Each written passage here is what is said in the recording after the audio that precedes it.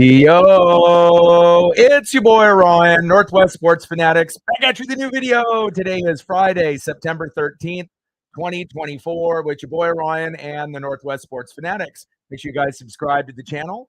Smash that like button either now or on your way out. Donate to your boy if you can. Cash App $ORIONNWSF or the YouTube Super Chat right here. We got the Texas Rangers versus the Seattle Mariners. First pitch is going to be here in roughly 10 minutes. So let's cue up the music, take a look at the thumb, and let's get into the starting lineups. Happy Friday, everyone.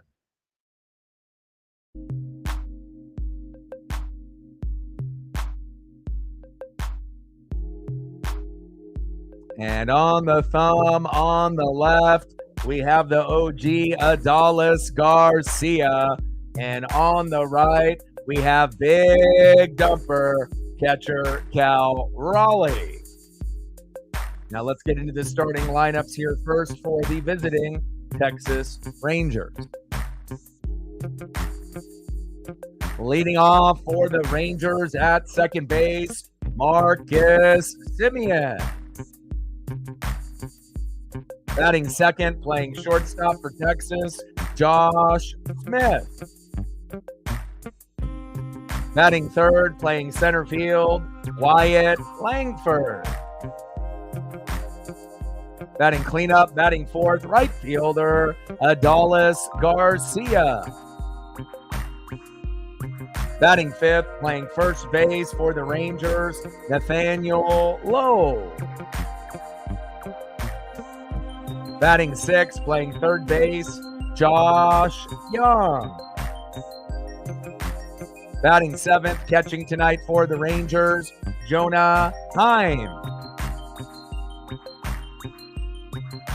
Batting eighth, playing left field, Ezekiel Duran. And batting ninth, DHing for the Rangers, Carson Kelly. And making his 2024 debut for the Texas Rangers, Jacob DeGrom.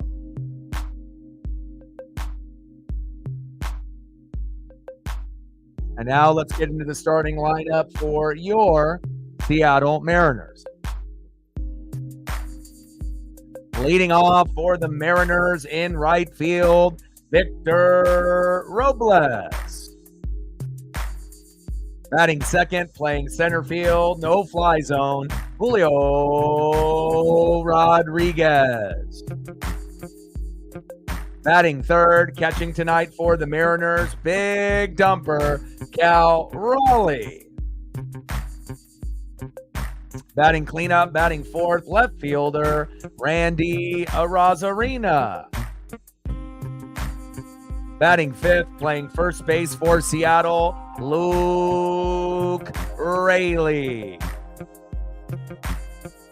Batting sixth, DHing for Seattle tonight, Justin Turner.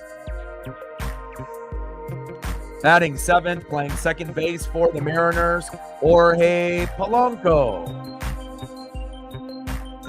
Batting eighth, playing shortstop for Seattle, J.P. Crawford.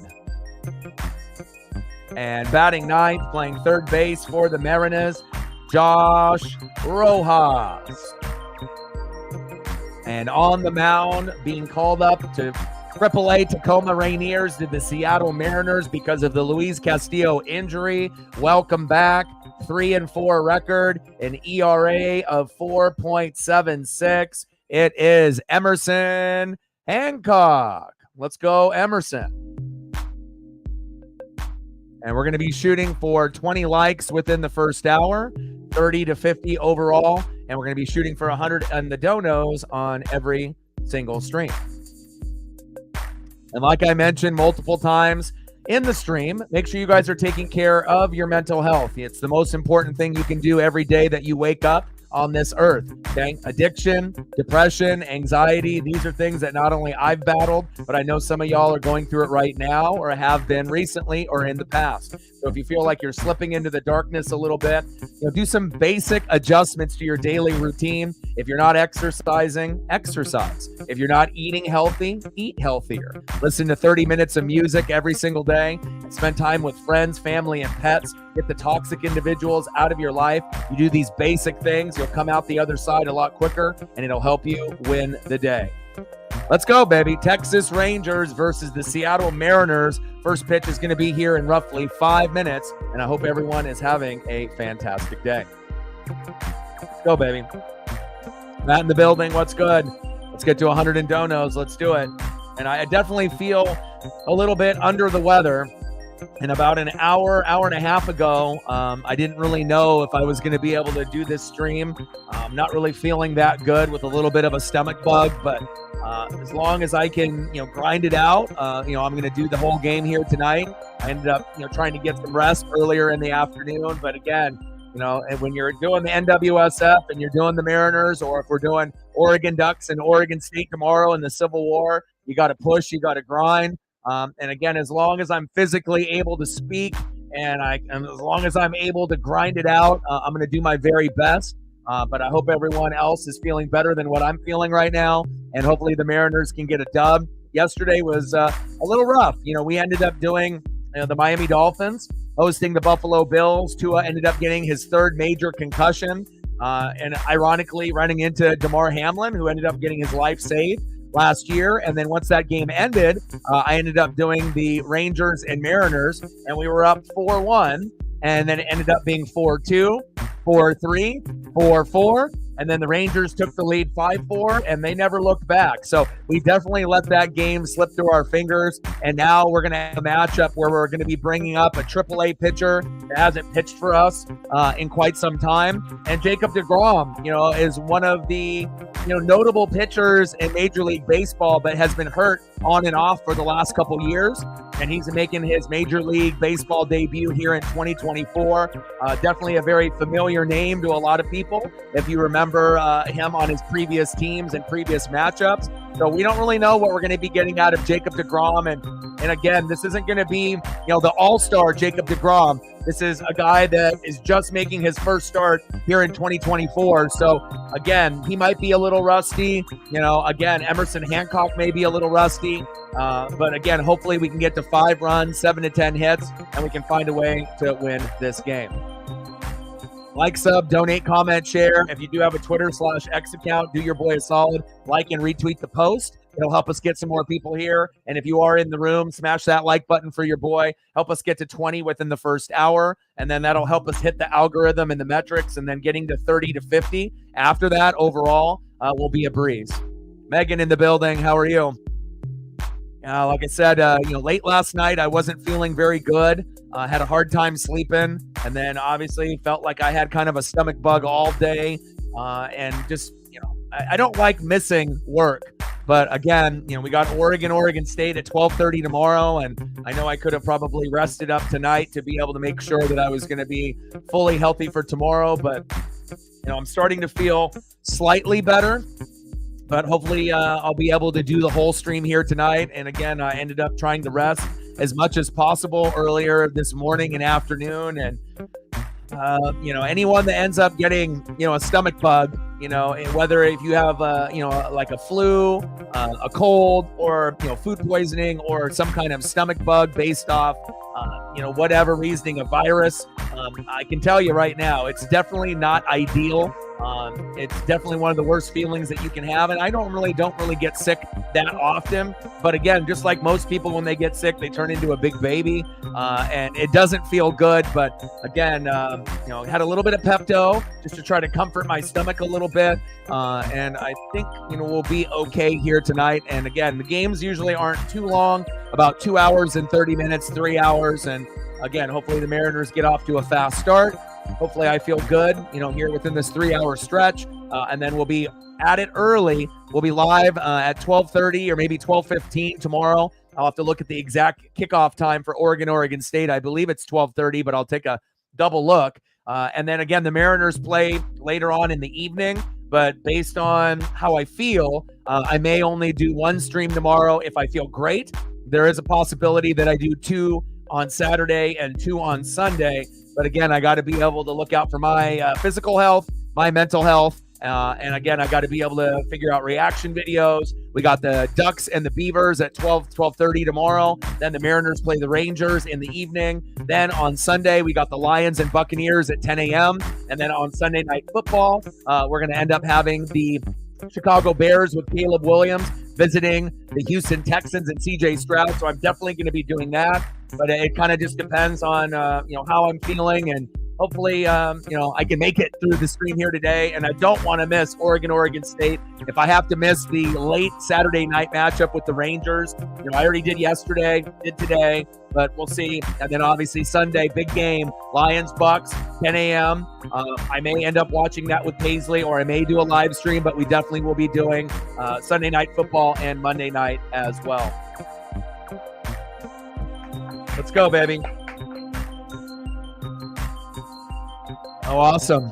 Aaron Judge doing Aaron Judge things, huh? That's crazy.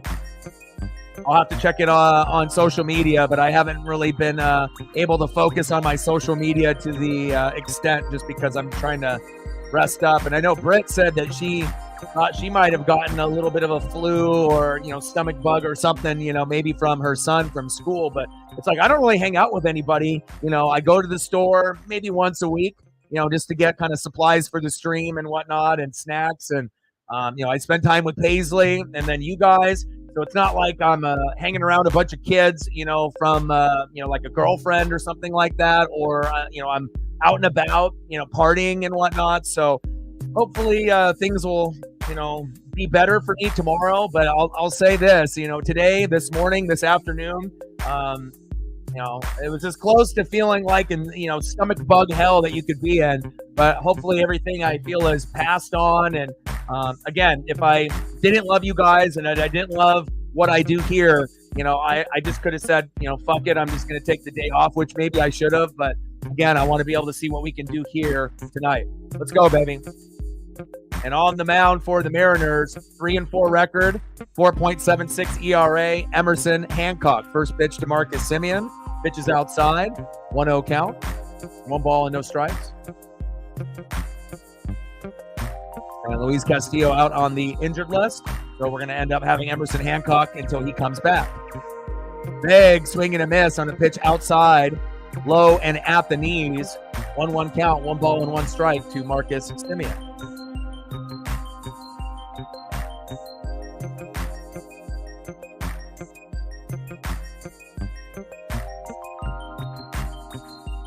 Pitches outside, 2 balls and 1 strike to Marcus Semien. I mean, I eat a lot of fruit every day, so I don't know if it's just like bad watermelon.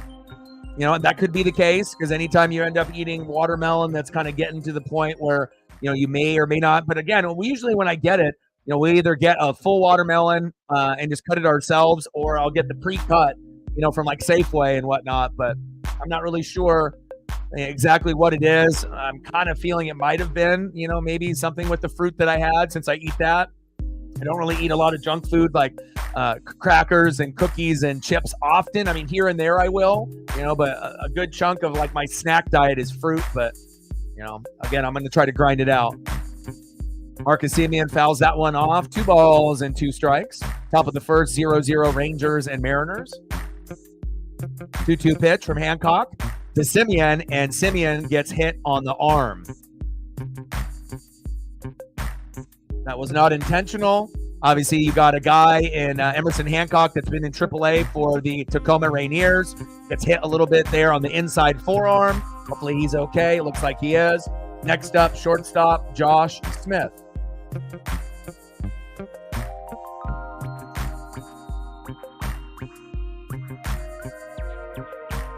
Yeah, not a whole lot of games left, here in the regular season. It's like pretty much we need to pray that like Houston implodes, which is not likely for the Astros. They're a very, very good team. And the Mariners have to get crazy and, win, for example, like 11 out of 12 if we had 12 games left, or 10 out of 12, for example. Like, it's going to have to be something crazy, because for every game that you win, you catch up a half game. But if you're already down 3.5, 4 games, it's like you're going to have to win like 90 to 95% of the games the rest of the way to even give yourself a shot. And then you got to hope the Astros start going on a losing streak. So we definitely shot ourselves in the foot this season by not beating the teams that we should have.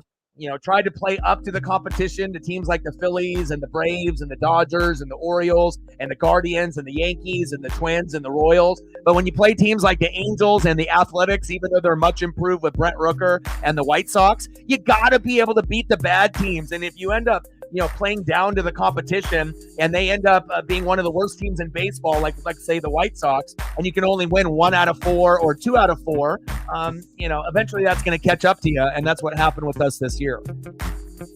Bullpen hasn't been good. We've had injuries. 1-2 pitch to Josh Smith as he fouls that one off. I think Kirby, J.P. Crawford, and Julio have disappointed a little bit this season, but you could say that with a lot of the pitching staff, as well as the hitters being the number 1 strikeout team up to the All-Star break, but no longer, with Edgar Martinez helping. Still batting average as a team is low, 200 to 220 for 3 years in a row, and that doesn't cut it. Josh Smith with a little single over Jorge Polanco's head. Victor Robles crouches down to a knee to grab that. Runners now at first and second with no outs. Lauren in the building, what's good? Like, sub, donate, comment, share. If you haven't smashed that like button yet, please do. That's crazy that the chat doesn't work for you. What I would recommend is you may want to uninstall. I don't know if you're watching it on your phone, or if you need to reboot your computer and just reboot it, or close out YouTube, sign out, sign back in. But again, it seems like everyone else's chat is working besides you. I'm not sure if it's a Canada thing, because usually we'll have a few Canada watchers as well, other than yourself. If you're watching it on a phone, I'm not really sure if you have to, delete YouTube and then, download it again. But you're the only one that I've heard of issues with that. So I'm sorry that you don't have access to that all the time, depending on what platform. But hopefully things will be a little bit better. As yesterday and today, you may be able to chat, you may not, you may be able to see it. I'm not really sure. That's the only advice that I could give. Based on, if the chat isn't working for individuals. I know my Twitter/X app wasn't refreshing, so I decided to delete it and re-download it, and now the feed refreshes automatically when I scroll my finger down. Pitch right down the middle to Wyatt Langford, 1 ball and 2 strikes with the runner at first and second. So sometimes, with the apps, it might be the actual device, or it might actually be YouTube itself. Can't really tell because I'm not at your house right now, but hopefully you'll be able to figure that out. Pitches outside, 2 balls and 2 strikes to Wyatt Langford. And, anyone that wants to doubt my commitment, to you guys and to my dream and my goal, I got a big stomach bug right now and I'm still grinding it out. So, again, if I didn't feel up to this point, big swing and a miss, got him, Wyatt Langford, 1 away. Nice job by Emerson Hancock. But, again, I know that I can take days off, and I want to make sure that, I'm going to be okay long term. But man, stomach bugs are no fun. And if anyone has ever had the norovirus, you already know what that's like. Usually that'll come from, if you have kids that go to school and they bring it home, and then you end up getting it from one of them, that pretty much means that you might be throwing up. You might end up being in the bathroom on the toilet, and you might be in there for 8, 9, 10 hours. And I know, stomach flus can be like similar to like that. It's not like, oh, I'm just going to, go to the bathroom and I'm good. Like sometimes, it'll be something that'll linger throughout a day or two. And I don't think anyone really likes the idea of throwing up or going to the bathroom, constantly, for a long period of time, or having stomach pain. And I think that was really the most kind of suffering part for me, is like when you have that sharp pain in your stomach, like it feels like you're getting like poked or stabbed. That's the worst. Popped up by Adolis Garcia. Julio is there, 2 away. Runners are tagging up.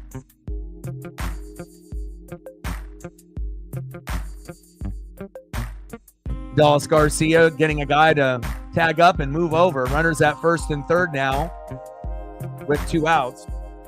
Next up for the Rangers, first baseman Nathaniel Lowe.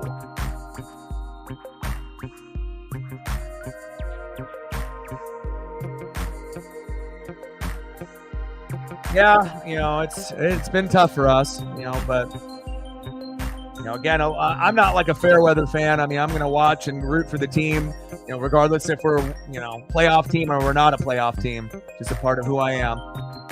And, anytime you end up meeting Ken Griffey Jr., Ken Griffey Sr., you end up meeting, Seattle Mariners' biggest icon besides, Randy Johnson, the big unit, Edgar Martinez, Ichiro. And obviously now we got Cal Raleigh, Julio, and a few others with like Kirby, Gilbert, and Wu. It definitely changes you. Top of the first, 0-0, Rangers and Mariners. Runners on the corners at first and third. Hancock pitches inside to Cal Raleigh. 1 ball and 1 strike. I don't get really sick that often, so it's a little shocking, but I think I'll be able to recover. 1-1 pitch from Hancock to Lowe. Lowe crushes that one foul. 1 ball and 2 strikes.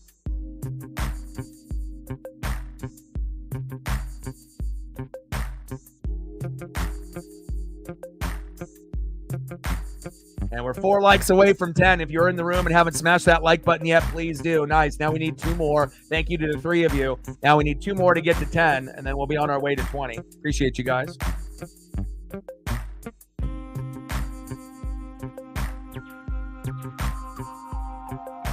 One-two pitch from Hancock to Lowe. Pitches inside. 2 balls and 2 strikes. Come on, Emerson. I know you're coming up from AAA Tacoma Rainiers. And, again, it hasn't been horrible for Hancock when he got called up. 3 wins, 4 losses, 4.76 ERA. Kind of what you would expect from a 5-hole pitcher like him or Brian Wu when Brian Wu first started. But, again, you want guys to be better than that ERA-wise. If you can get it into the 3s, that's a lot better than getting closer to the 5s at a 4.76. But, again, lack of experience, and we're just trying to give him a little bit more time here since Castillo is injured. Low, popped up. That one goes foul. 2 balls and 2 strikes. Come on, Emerson. Get that swagger. Let's go.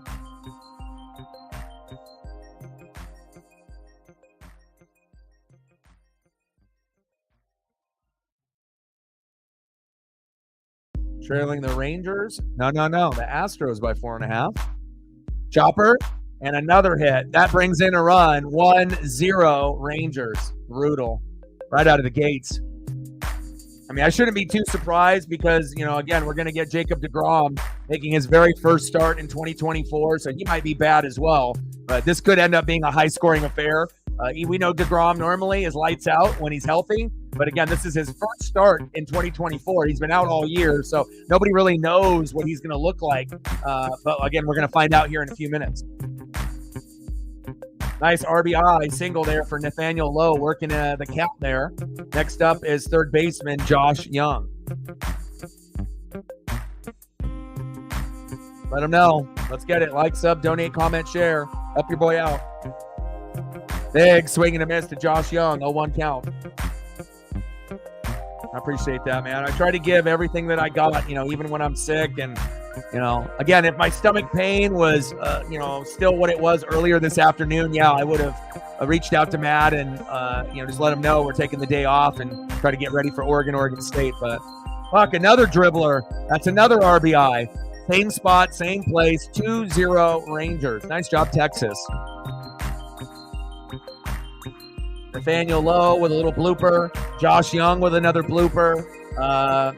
Another play where we feel maybe Jorge Polanco is out of position, which is kind of a regular thing at second base for him. Sometimes too close to second, sometimes too close to first. And if you're not in between that right area and you're in between the first baseman and you're closer to the second baseman, not in between the second and first base area, then you're going to get 2 hits in the exact same spot with no play on them. And now you're down 2-0 already with runners at first and second with a inexperienced AAA Emerson Hancock getting roughed up early. And hopefully we can do the same to Jacob deGrom.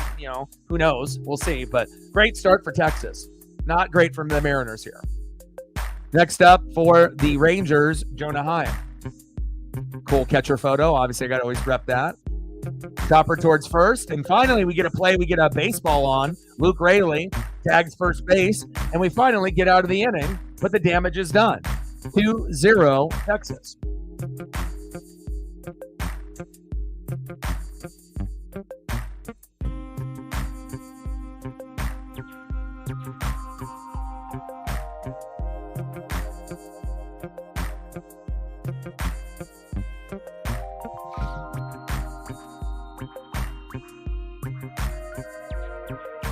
All right, let's see who's up here for the Mariners in the bottom of the first. Already down 2-0. Not ideal, but again, we can still come back. Leading off for the Mariners, one of my favorite new additions in probably the last 10 or 15 years. Everyone thought Randy was going to be the guy, but in reality, it's this guy. I think he's more likable, and again, he's been playing better. He's more consistent, and I like consistent players. Right fielder, Victor Robles, and I'm really happy that he ended up signing that extension because I couldn't imagine him playing on another team besides ours. I really have gotten attached to Victor Robles. When he starts off with a hit, at his first or second at-bat or both, we win 9 times out of 10. He sets the tone like Ichiro did when we had him as a leadoff hitter. And I'm sorry, J.P. Crawford, you got grandfathered into this particular role, but you haven't been good in 2024. You broke your pinky, came back. You haven't been good. And for you to stay at the number 1 hole, we were losing games because Victor Robles was getting like one less at-bat than you. So to move JP to the 8 hole was smart by Dan Wilson, Edgar Martinez, and Manny Acta. Leading off, Victor Robles. I love him. Batting second, center fielder, Julio Rodriguez. An individual that has not had a good season, but hopefully things will get better. Don't swing for the fences on every single at-bat. Just try to put the ball into play. And batting third, the MVP for the Mariners, hands down, even including the pitchers, even though Brian Wu is probably number 2. Big Dumper, catcher Cal Raleigh. Can you imagine if we didn't have Big Dumper offensively, defensively, throwing guys out, his home runs and his RBIs? We probably would have at least 10 to 20 additional losses without Cal Raleigh, and hopefully Big Dumper can strike for a home run and some energy and electricity in the batting order tonight. Let's go, Big Dumper. 1 ball and 1 strike from DeGrom to Robles. All right, Megan. 1-1 pitch. Chopper. Yes!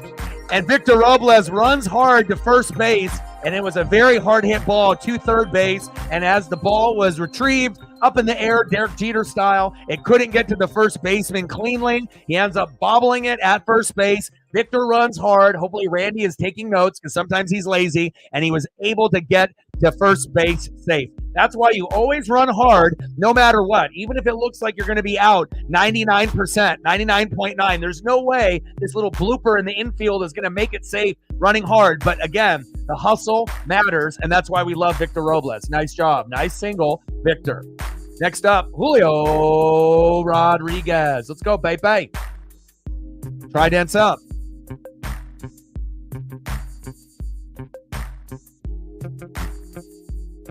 And again, on the mound, making his 2024 MLB debut. Obviously was a great pitcher on individual teams that we've seen in the past, Jacob deGrom. So again, Hancock got roughed up for 2 early on, but we would assume that deGrom, even if he's been hurt all year, if he's making his first start, he's got more natural ability than Emerson Hancock probably ever will in his lifetime. So we just got to hope that at some point he loses a little control or walks or hits some batters, so that way we can take advantage.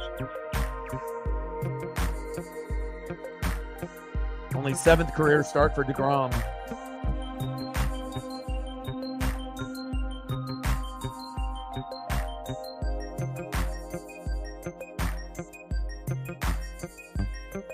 One-two pitch. Big swing and a miss by Julio Rodriguez. Strikeout number 1 for Jacob deGrom. Nice job, Jacob. Next up, Big Dumper, Cal Raleigh. And again, for Jacob deGrom, we're going to make sure we give love to both sides. We're not biased. No matter what stream we're doing, it's always going to be Mariners and whoever we're playing. And nice K there by deGrom in the first inning. Cal Raleigh popped up, towards center field and right field. Adalis Garcia is there, 2 away. But at least good contact on that baseball. Hopefully the next time around it'll be a home run. Next up, left fielder Randy Arozarena. And Randy is one of those guys, it's not as bad as like Mitch Garver or maybe Jorge Polanco, where it ends up being like a love-hate relationship between the fans. But with Randy, we know the talent is there, right? But sometimes it's like he plays lazy, or he's lackadaisical, or his mind is just floating around and he's thinking about what's going on later tonight or whatever it is. But sometimes he doesn't run hard to first. Sometimes he doesn't defend pop-ups and ground outs, into the outfield and left field very well. Sometimes, you're just not seeing the full effort in the box where he should be swinging, and he just kind of takes a step back and stands there and takes the pitch, whether it's a strike or a ball. So I don't really know what to say about that, but hopefully we'll have some focus here tonight.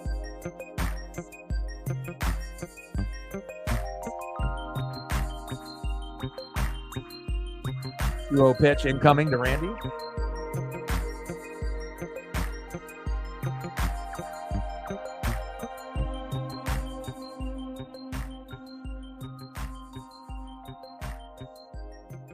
Pitch is inside, 3-0 count.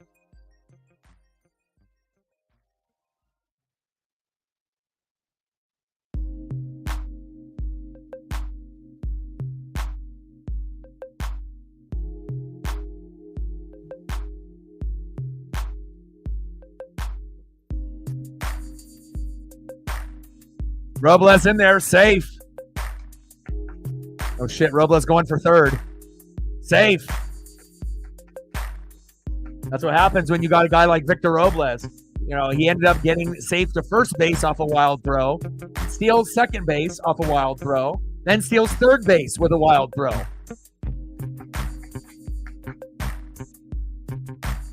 Nice job, Victor.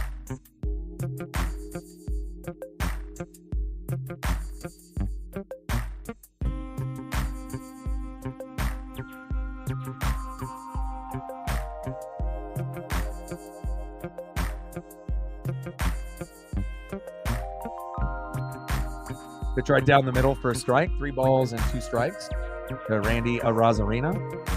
Victor Robles, 27 for 28 in stolen bases this season.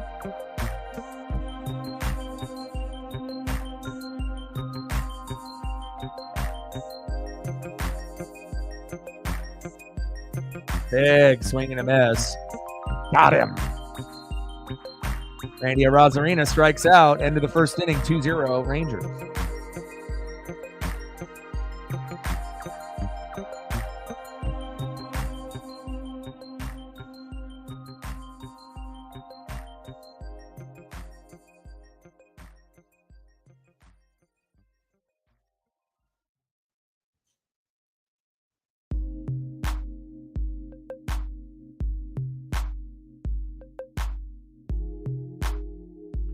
All right, we're 2 likes away from 10. Again, if you haven't smashed that like button yet, please do. Your boy's got the stomach bug, and I'm still grinding away. So anyone, that can comment, chat, share, dono, whatever you may be able to do, help your boy out. It'd be greatly appreciated, grinding away. And then again, we're going to go Oregon State at 12:30 tomorrow. Looks like half of the people in the room have smashed that like button so far, so I appreciate that. And hopefully we get the other half to do it here in the next few minutes or relatively shortly. 2-0 Rangers.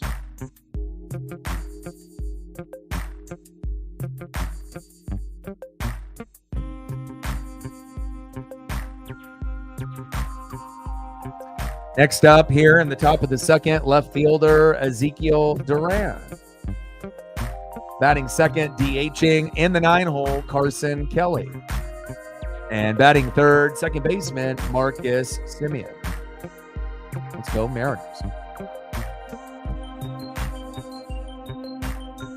Oh, almost a no-no.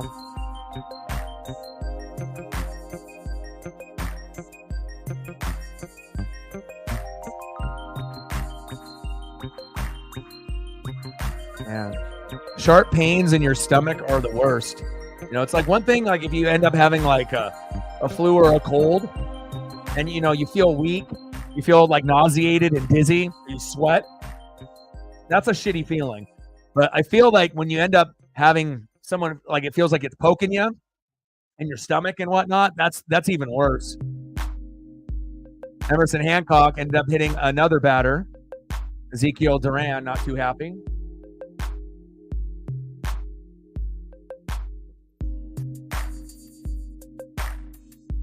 I mean, that one hit him square. He's got no pad right on the skin and bones. Hopefully he's okay. Duran to first base. Next up, DHing Carson Kelly.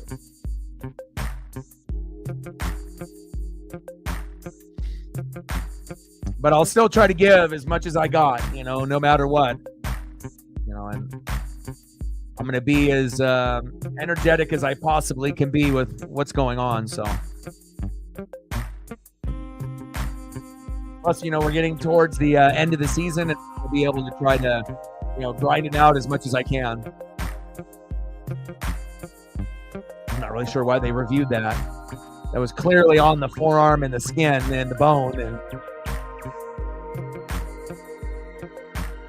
top of the second, 2-0 Rangers.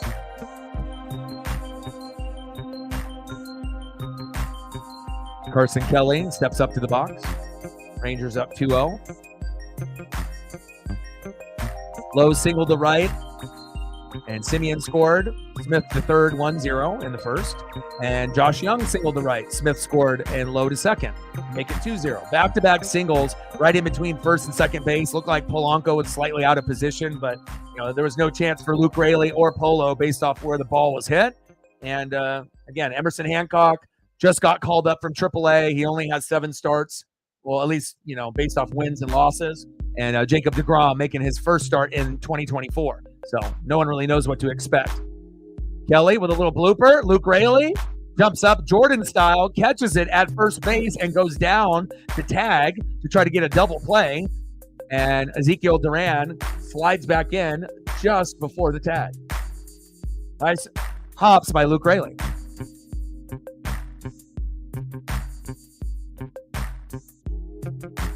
Next up for the Rangers, second baseman Marcus Semien.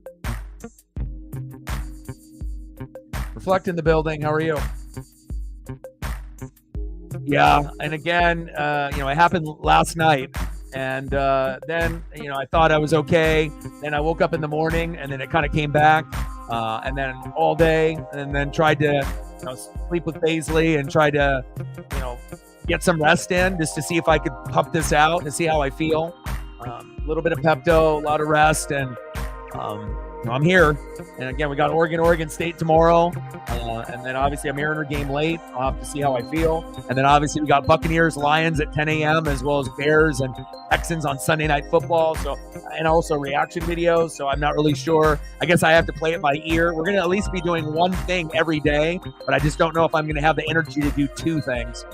Popped up, 2 away. Nice catch by Polo. Marcus Semien is out. Next up is shortstop Josh Smith. And I don't necessarily think it's a stomach virus, like norovirus, which I had a couple years ago, which was insane, or like a flu or like a COVID or anything. Like I feel it's more of maybe it could have been like a food poisoning or a reaction to food. I eat a lot of fruit, and I'm not sure if maybe the watermelon that I had with Paisley was maybe not good. I mean, I can usually taste if watermelon is good or bad, or obviously I don't know if something got like contaminated with something or whatever, but I'm kind of leaning towards maybe that since I eat a lot of fruit every day, but not really too sure. But I feel like I'm at the end of it, thank God. But when you get like the needles in your stomach, or someone feels like they're poking your stomach, all day and all night, it's very uncomfortable, regardless if you have to go to the bathroom or not. So top of the second, 2-0 Rangers, but the boy is here. I love you guys. This is my dream. And again, I'm going to do everything I can. Nice hit there by Smith. Robles throw to third. Throws wild. And Rojas scrambles to get the baseball before Ezekiel Duran makes it home to make it 3-0. Yeah. And I even, had to take Paisley for a walk this morning. And I don't know if anyone has ever had to take a dog or a cat on a walk when you have like a stomach bug. Because it's like, how far do you go on the walk before you feel like, oh, I don't want to have an accident or feel shitty? Like I want to make sure that not like they got porta potties just randomly in the neighborhood everywhere, unless there's like construction or someone's working on a roof or something, which is something that I do see from time to time in the neighborhood. But, I had to tough it out this morning, and I didn't go for the long walk, but I went for a medium because I'm going to sacrifice, myself for Paisley, especially when I know she needs to get her exercise in and she needs to be able to go to the bathroom, obviously not the house. So top of the second, 2-0 Rangers. Runners at second and third with 2 outs. Your boy with the stomach bug, but I'm still going. 2-0 count from Emerson Hancock. And again, we'll grind it out tomorrow. We'll grind it out Sunday, Monday.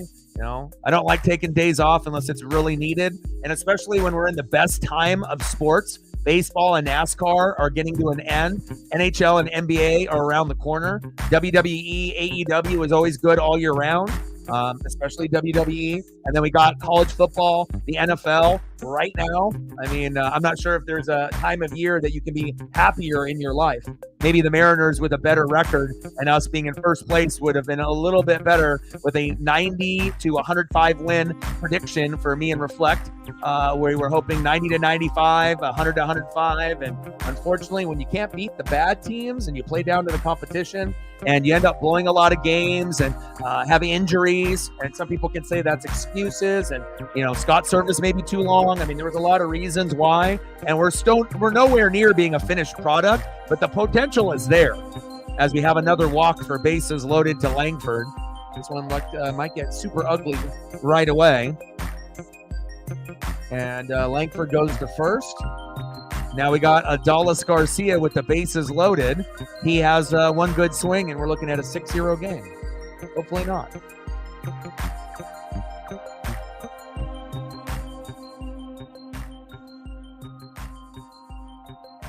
Yeah, and sometimes, we do most of the time like a normal watermelon and we cut it ourselves. But sometimes even knocking on it or like being able to, see the color, it's really hard to predict if you're going to be able to get a good one every time. Like even throughout summer, half the time, it was good and juicy and sweet, and then other times it was, it was already past its like kind of prime and whatnot. Not to throw out, but you're pretty much eating it on that last maybe 1 week that you could eat it, and because you don't want to waste a watermelon in summertime, especially if they end up being like $5-10, But I don't know if that was it, but maybe.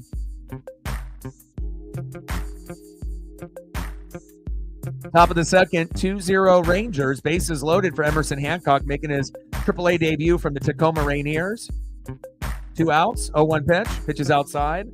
1-1 count. But I don't think if I didn't tell anybody, I don't think anyone would know. I just really try to push hard, and energy levels will be different, obviously, when sick. But and in a baseball stream, you got to talk a lot, obviously through play-by-play, color, and pitch by pitch. Pitch is outside. 2 balls and 1 strike. But I like to push myself,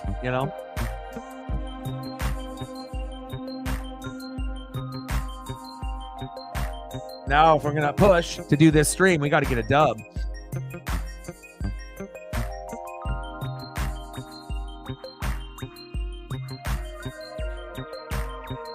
Yeah, I like the choices too. Boise State, San Diego State, Colorado State, Fresno State. Colorado would have been better off staying there, if they were a part of, that particular conference instead of moving, with Utah. Thank you so much, man. Appreciate you. Yeah, after you ended up, I don't know if it was before you left or after, but I felt that, if Matt is going to be getting a pizza, grind in and getting jobs, and also, we all go through ups and downs emotionally, with different things that are happening with our sports teams or our personal life. But I felt that, we got to a point where, if Matt does, have to leave or is not going to be available, and if Sarah is going to be between here and another stream, between the two, there's probably others that she visits, here and there. But as far as like the 2 main ones, I thought mod status was appropriate. Again, Julio with the catch. There we go. We leave the bases loaded, and that's amazing, right? And you want to make sure that you reward and appreciate, the loyalty, and and again, it's hard to be a lead mod for any channel, especially someone that grinds as hard as me or someone else that's doing it almost every day. It's very time consuming. People have their own lives, they have other channels that they enjoy, so I totally get that. So when anyone chooses me as a priority or a top two, based on what's going on in their life, then it definitely needs to be shown. And again, so that way, if Elliot is busy, Matt is busy, Sarah will be here and there, and I can handle the duties myself. But again, I would like not to have to say like, sub, donate, comment, share, 25 to 50. It gets too much. Like I don't want to come off as like I'm begging. But again, sometimes like when you're close to a number and people are just watching, sometimes you gotta do it vocally, and people can see it in the chat. But sometimes people ignore the chat. So if I verbally say it, yeah, people will ignore it. But there will be a couple people that will hear it and be like, oh, fuck, I forgot to hit the like button. Boom, let's get to 30, or okay, let's get to 50. And then we go that way. So I appreciate all the, support. Looks like DX will be doing some more helping out with the typing in the chat with Matt and Sarah also. So it's like we got 3 people there, Elliot once in a while. So, and we got obviously a goat. And I appreciate you, man. Not feeling well. Stacks on stacks, racks on racks, a little cactus jack, bang, bang. But I appreciate the friendship. I appreciate the, trying to be as not biased as possible, and I feel that we appreciate greatness for whatever it is.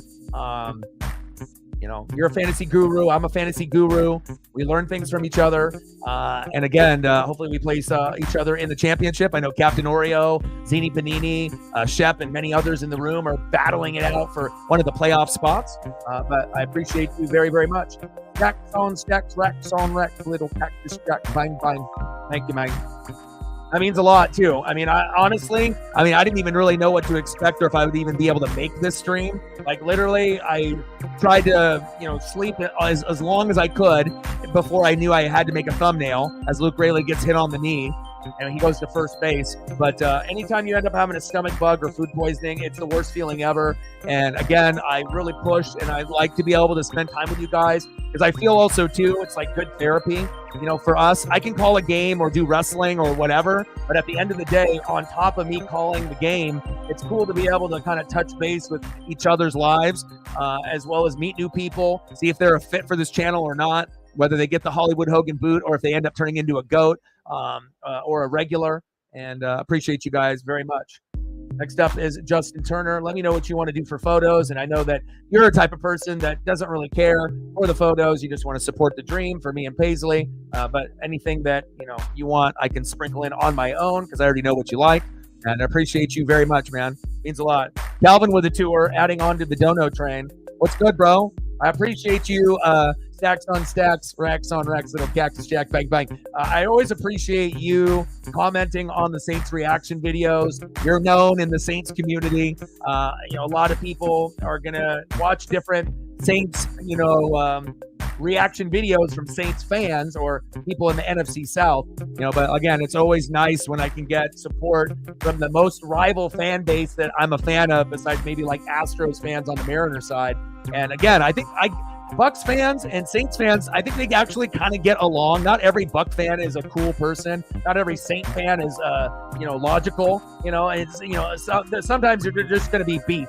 And you're just going to get people that are acting like they're young when they're old. This is my team and fuck everyone else kind of attitude, right? But for me, I appreciate the greatness. I appreciate great players, even if it's on the rival team. That's why you guys appreciate me. And honestly, if I could end up having any fan base support me, not only just for like the Mariners and the Ducks, for teams that I really love and care about, right? And then obviously got the Kraken, the Blazers, NASCAR stuff. But for football, to have like more fans of the rival than I even do with my own Bucks, even though their Bucks representation on YouTube isn't very good. Polo fouls that one up into fair territory, 2 away. But it's just nice to be able to have those bonds with a rival fan base. I'm probably the only Tampa Bay Buccaneer fan that could walk in to Nollins or, touch base with Saints fans and they would like, accept me like I was a Saint fan, because I do appreciate what they got going on and we're always slept on. Someone's got to represent for the NFC South Someone's got to represent for the Pac-8, Pac-10, Pac-12, and the Big Ten, and someone's got to represent for the American League West. So there's certain things that I need to bring to the forefront on, certain regions where we're under. And the funny thing is, it's like NFC South is kind of like the AL West. Even though Rangers and Astros, when they're good, they went all the way, right? And obviously, you guys should have ended up going to a Super Bowl and winning it all. And obviously, that's for another stream and another day. We can always go down that route. But again, Saints definitely did get cheated the most out of any NFL team back in that 4 or 5 year span, which is definitely unfortunate. But again, I've always respected the organization. Sean Payton is no longer there, and Dennis Allen is not as good as him. But I wish you guys the most success this year. J.P. Crawford popped up. And the runner is stranded, bottom of the second inning, 2-0, Texas. Ana from Mexico making a daily routine here. Vamos, Mariners. I appreciate you. And our Mexico viewership has actually been going up. Again, I always check the analytics and stats, not only in fantasy, but in all of our teams and our game, film, and everything. But I'm also looking at like my own stats. And to be able to see the growth in Japan and Canada and all these other countries that I had no idea that were watching, it's pretty cool. Appreciate you very much, Anna, in the building. Go Mariners. BYU, Cal, Stanford, TCU, Texas Tech, San Jose State, UNLV, Utah State, Texas State, Idaho, UTSA, Nevada. Now, those would all be great candidates. Appreciate Calvin. Who dat gonna beat them Saints? No other Tampa Bay fan is ever gonna say that. But I'm comfortable in my own skin, and I appreciate greatness. Bang, bang. Well, I have to be a hater just because they're wearing. Because the thing is if you hate on a player long enough, right? Like the sports gods will do like the ultimate like hilarious thing. You'd be like, oh, fuck that guy, like Washington Commandos. Fuck that guy, Donovan McNabb. And then years later, boom, he's on your team. Oh, fuck that guy, Carson Wentz. Fucking idiot. I hate that guy. Even when he was in his like MVP year, a couple years later, Carson Wentz, quarterback, Washington Commandos. Like, I just feel like if you end up talking shit too much, the sports gods hear it from that, and then they'll be like, all right, we're going to do the ultimate troll job. All right, you hate this guy? Okay, well, he'll be yours in about 4 or 5 years, and he'll be a shadow of what he was when he actually was good when he ends up on your team. So, Saints in the building. Mariners in the building. Thank you, too. You guys are awesome. And again, stomach bug. I feel terrible. It feels like I got someone poking my stomach 24/7. Had it since last night, since around midnight. And appreciate you guys very much.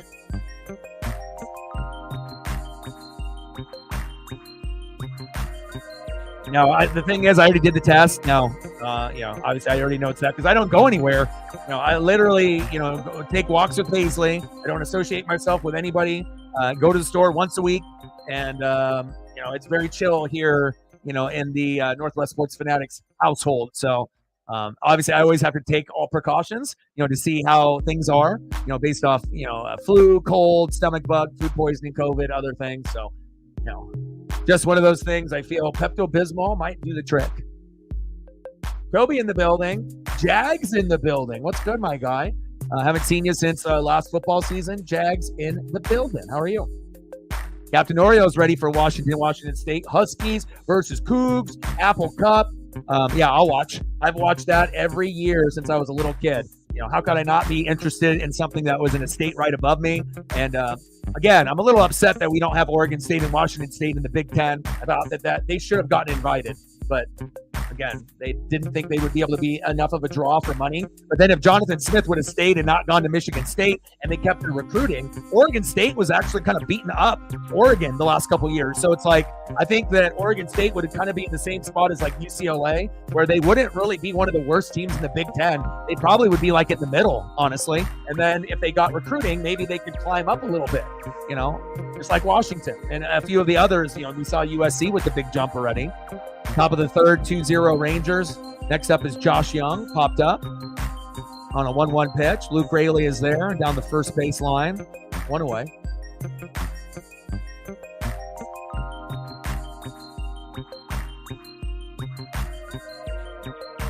Thank you guys for being so supportive. I appreciate it. I mean, hell, even if I only made $1 today, even I don't feel that well. That would have, and you want to always do a stream, and and we really haven't had any streams that have zeroed out in a long time. I think we finally got to a point where we got enough people a part of this stream on a daily basis that it's not going to be allowed to be at zero. We're going to have at least one dono every stream, so which is something that's amazing, and I appreciate you guys very, very much.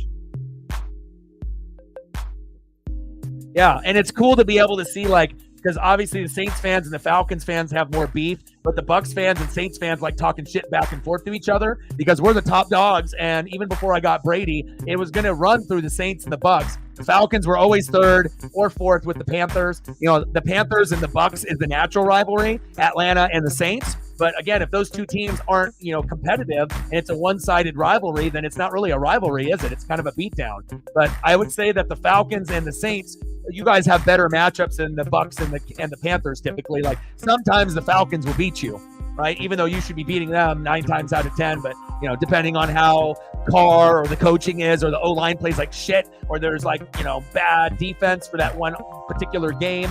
Every once in a while the Falcons will beat the Saints or the Bucks, but maybe we'll get Michael Penix Jr. This season. I'm hoping. Kirk Cousins cannot really push off on that leg with the Achilles. He has some mobility on one of his touchdowns, that I went back and watched the film where he did a bootleg and found, Pitts or one of the receivers back in the end zone. I couldn't remember who it was, Pitts or London. It was somebody. There was someone in the back corner there, but there was also throws where he had no mobility stepping through, and I think he's going to get fucked up by Philadelphia's defense on the road. Duran popped up.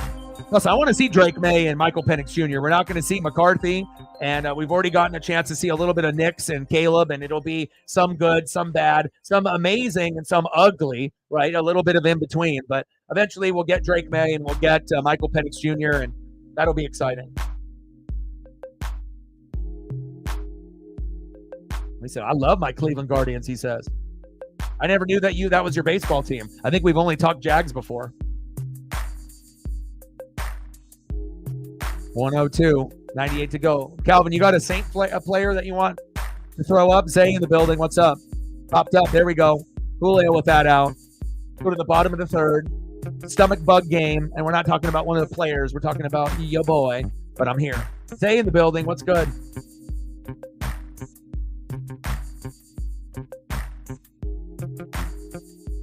I'm just going to throw up some Saints players here. And then reflect anything that you want to see.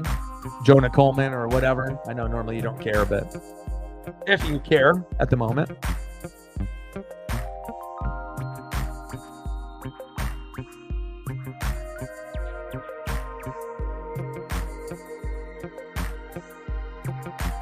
And I like grinders. So it's like when I can vibe with the Saint fan base, I totally understand like a lot of the Saints fans and the way that they think. But again, I feel that this has been one of the most disrespected linebackers in the game.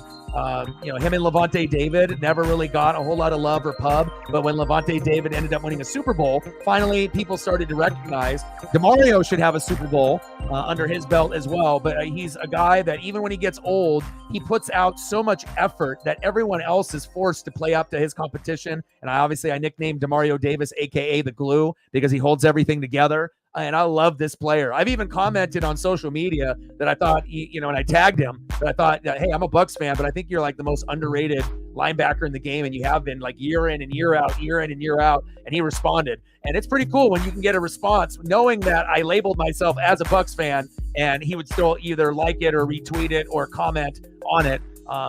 So much love to DeMario Davis. I don't really get too many interactions that I'll interact with someone on the Saints, personnel. But when it's someone that I really like and respect and would love on the Bucs, obviously at this point, his career is winding down like Levante, so they don't got a whole lot left. But for whatever reason, if DeMario Davis still had a few more years left and he was leaving the Saints, I would definitely be on board for him to come on to the Bucs. But, hopefully he ends up retiring a Saint. So that's my dude. And Cam Jordan, and Lattimore, even though him and Mike Evans beef, I still like Lattimore. Injuries here and there, got Juwan Johnson from the Ducks. I love AK, Alvin Kamara, the alien. I've already liked him for years and years and years when he was in college, right? Olave obviously is the replacement for Michael Thomas. So it's like and the offensive line is normally pretty good, but in the last couple of years it's been shaky with injuries and guys not living up to their potential. Andrews Pete and a few others, but hopefully things will get better and more consistent on the offensive line. The play calling and the scheme and getting a better head coach. Bottom of the third, 2-0 Rangers. DeGrom making his MLB debut for 2024, believe it or not. So it's a guy that hasn't played all year versus a guy that just got called up in AAA. So we would assume that the guy that used to be a star, even though he hasn't played this year, will probably be a star here tonight. But hopefully we can get to 5 runs. Otherwise, it'll be a long, long night.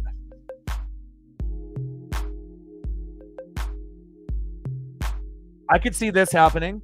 Again, Juwan is one of those guys. He can play wide receiver, or tight end. Obviously more of a natural born tight end, but he could, if you wanted to put him at wide receiver for a couple routes in a game, you could.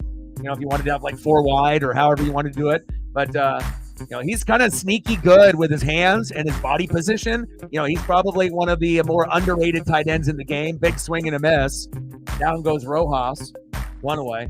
But again, for Oregon Ducks, we've had like Justin Peel at tight end, George Reister. There are certain guys that we've had over the years in the Joey Harrington era and beyond. But for him, again, I don't think a lot of people even know who he is, unless you're a Duck fan or, a Saints fan and you're familiar. But yeah, I could definitely see him, getting 1 or 2. Robles running hard to first. 2 away.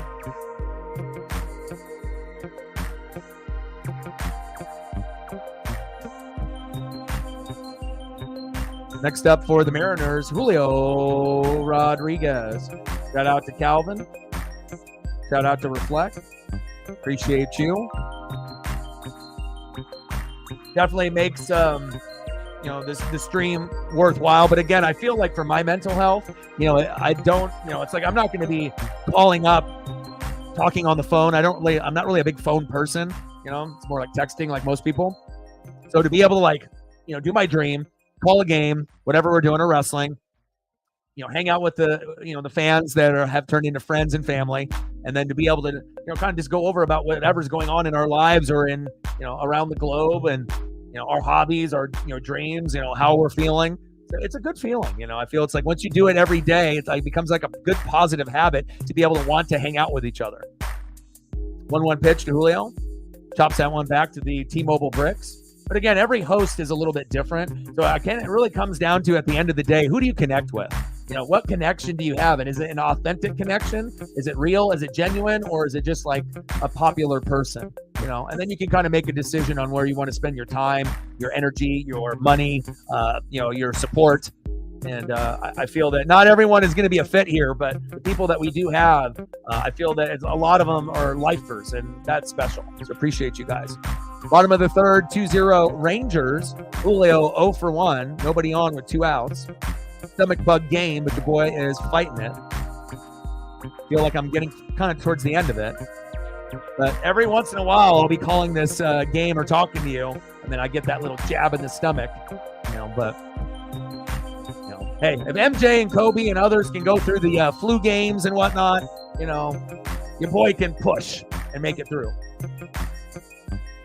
Come on, Julio. Time is called on a 2-2 pitch.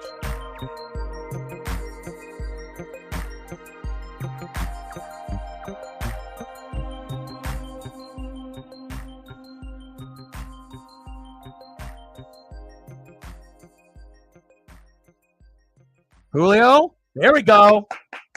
That's my boy. That's my boy. That's what happens when you put multiple Julio photos. It finally fucking registers. Exit velo 112.1. No one's catching that ball, baby. Crushed it. That's what I want to see more out of Julio, honestly. Less home runs. Give me fucking base knocks. Give me singles and doubles to get us to be confident in your abilities again in the box. And that way that when Cal comes up and you already are on base with a single, boom shakalaka, home run, and then we end up tying the game 2-2. You know, that's ideally why you're sitting in the 2-hole. Otherwise, if you can't hit on a regular basis, then maybe we need to move you to the 4 or the 5-hole, even though that's a traditional, more power hitter role that's going to connect and deliver. But I don't know. I don't really like Julio in the 2-hole personally. But again, if that's what Dan Wilson thinks that's the best, Robles, Julio, Raleigh, you know, it might not be the best option. Maybe it's Robles, Raleigh, Raleigh, then Julio, and then Randy after that, and, you know, Turner and Polo and those guys. You got to think outside the box. You know, sometimes Julio led off as a rookie, then he's done 2, 3, 4, 5, and then got punished at 6 and 7 when he was shitty this year, which is deservedly so. Why JP's in the 8-hole now, right? But you have to be able to strategize and change shit up. You know, can't be doing the same shit all over again, right? 0-2 pitch to Big Dumper. Cal crushes that one foul. Come on, Big Dumper.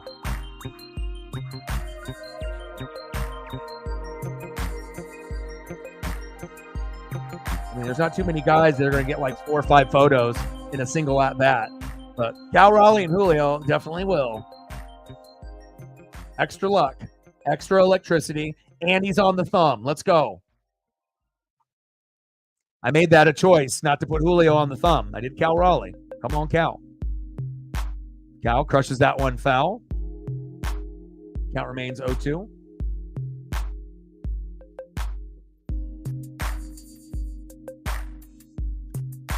Lonely Satellite in the building. What's good, brother? How are you? Hope you're having a good day.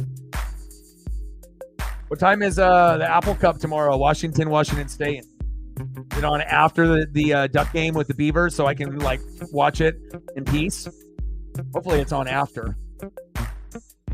Like in the evening.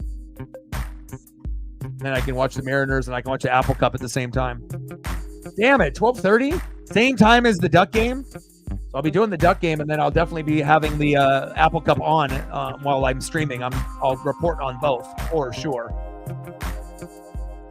It's important to me. You know, I know sometimes to certain fans, like only one rivalry, but like I am a Oregon, you know, Northwest, born and bred Oregon, Washington kid, you know, grown ass man, sport fan, big swing and a miss. Bye-bye, Cal Raleigh, Jacob deGrom, nice job. You know, it's like I appreciate like not only the team that I like, but like all the teams, like the conference, like that shit means something to me. You know, so it's like when you end up having your conference that you've loved, and like the Rose Bowl used to be like the game that you wanted to go to if you were a Pac-8, Pac-10, or Pac-12 guy, if you couldn't get to the Natty. Like the Rose Bowl was for like, you know, second place game, you know, to see who like the third best team in the world is. And that's okay. And the Rose Bowl had all that prestige, and it was like always Oregon, obviously in Wisconsin against Russell Wilson and Justin Herbert against Wisconsin. But, you know, Oregon and Ohio State, obviously Ohio State beat us, but Michigan was always in the running. And I don't know, that was always kind of sexy to me, you know, to be able to have that rivalry where it's the Big Ten, they're better than us, and we're like the underdog little brother. But every once in a while, the little brother would beat the big brother. And it was nice, even though Wisconsin was, you know, they might have been in the top position, but most of the time they weren't as good as Michigan and Ohio State. But we were able to beat Russell Wilson, you know, get that big one with Chip. That was huge. First Rose Bowl win for Oregon history in over 100 years after we lost like a few of them. And then obviously Herbert getting one there a few years ago as well. Alberto in the building. What's good? Let's see who's up here for the Rangers. And Jacob deGrom making his MLB 2024 debut. Next up for the Rangers here in the top of the fourth, 0 for 1, Carson Kelly. Batting second in the leadoff role, second baseman Marcus Semien. And batting third, shortstop Josh Smith.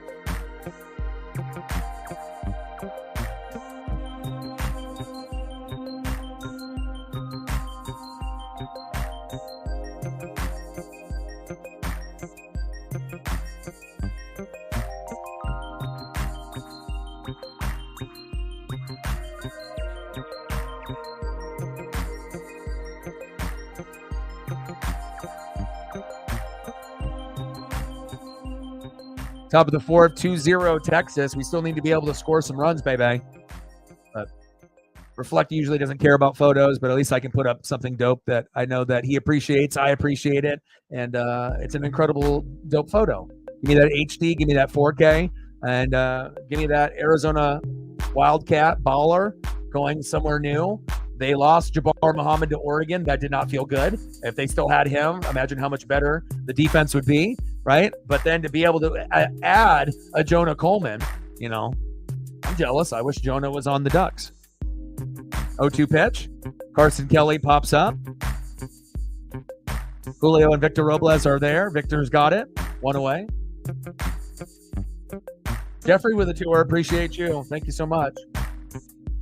I got a stomach bug right now. I'm feeling pretty shitty, but I'm grinding away. Stacks on stacks, racks on racks, little cactus jack, bang, bang. $2 holla. Let me know who your favorite player or thing is. Could be, it doesn't even have to be baseball related if we're doing a baseball stream. It could be baseball, basketball, football, hockey. It could be your favorite country star, rapper, band, lead singer, wrestler, favorite car, whatever you think is cool. If you got something, you let me know and I got you. Appreciate you. Jeffrey with the tour. Top of the fourth, 2-0 Rangers.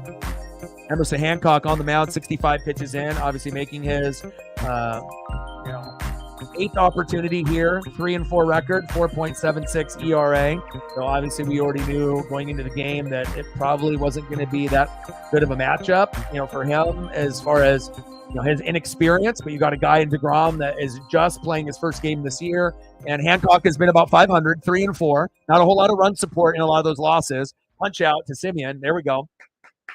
And he's got an ERA of 4.76, is which you normally would expect from a guy in the 5-hole like Brian Wu in his rookie year. But again, if we can get Hancock down to 3.30, and then he can have a record to what he's got, then that's going to be much better than having someone closer to a 5 ERA. You want someone in the high 2s or the 3s in the 5 spot. Or you can be someone crazy like Brian Wu, the 5 guy, but in reality, you're the 1 guy, and you got the best win percentage record. You got all kinds of stats and analytics in your favor, and you're one of the best baseball pitchers. And you got guys like Logan Gilbert and George Kirby that are more popular than you, but you're better than them as of right now. That's saying a whole lot about what we got. And we got Bryce Miller, who's been hot as of late too. So we'll see how it goes. It's not always going to be perfect being a Pacific Northwest fan. Top of the fourth, 2-0 Rangers. Nobody on with 2 outs. 0-2 pitch to Josh Smith. Big swing and a miss. Got him.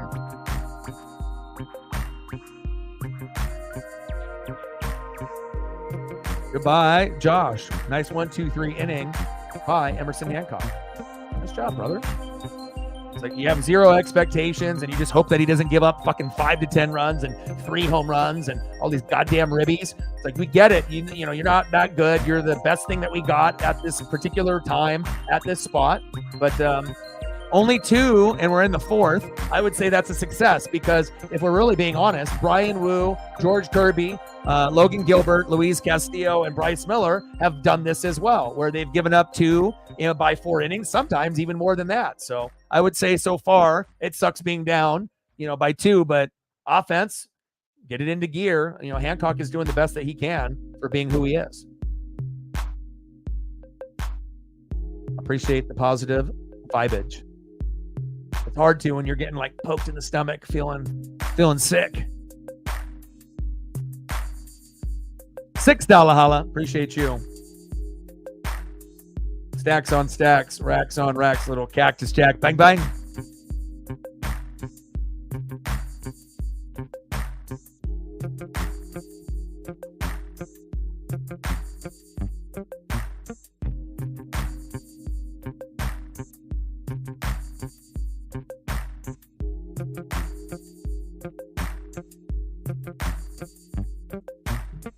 Come on, Jeffrey, be better. Bambi Woods. We're not doing Bambi Woods. Come on, brother. Be better. I get it that you might lack Bambi Woods, but we can't do that here, brother. Bottom of the 4th, we got to keep it PG-13. Or can't go beyond Bottom of the 4th, 2-0 Rangers. Next up for Seattle, Randy Arozarena.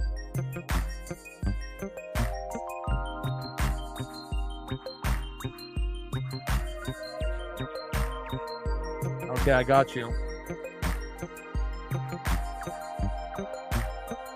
Every once in a while, I'll see on social media someone come up with a sick edit of like Seattle Seahawk receivers, like a Doug Baldwin edit where someone took the time to frame up different routes and different touchdowns and have it queued up with music, and you can tell the person put a lot of time and energy. And I actually just watched one yesterday. Incredible. Like, and it's like anywhere you get a video that's like 3 minutes to 5 minutes, sometimes you wish, damn, I wish this was a little bit longer, because it's such a good edit where you can tell the person is a huge fan and wants to be able to put that out. But yeah, one of the best route runners, and ended up teaching a lot of guys like Davante Adams about the hop. The little hop step right at the beginning of the break, right when you get off your route. And when you do that little hop step, they don't know if you're going left or you're going right. And it's a huge advantage. And if you see certain wide receivers that are elite, Doug Baldwin wasn't the first and he won't be the last, but to do the little hop step, if you end up watching film, amazing. He was a trendsetter. I mean, guys like fucking Davante Adams, who is normally known as a much better receiver than he was, even though Dog was awesome and super underrated, just like Sherman and a lot of the other Hawks, right? But pretty crazy, that you see like they respect him enough to be able to steal like his thing. And if you can use it to your advantage, why not? Why do you think Davante was so unstoppable? 3-2 pitch. Randy Arozarena pops up. Should stay in play for an easy out here for Texas. Yeah, it would be funnier if I didn't have the stomach flu right now and the stomach bug, right? My energy is, I'm fighting. Like I said, I almost was not going to do this stream, and I work almost every day for months at a time, and I just like to be able to grind it out. But obviously there'll be photos that I could find that would be appropriate, but yeah, we need to go like athlete or something more, or music. Maybe go down that route. Bottom of the fourth, 2-0 Rangers.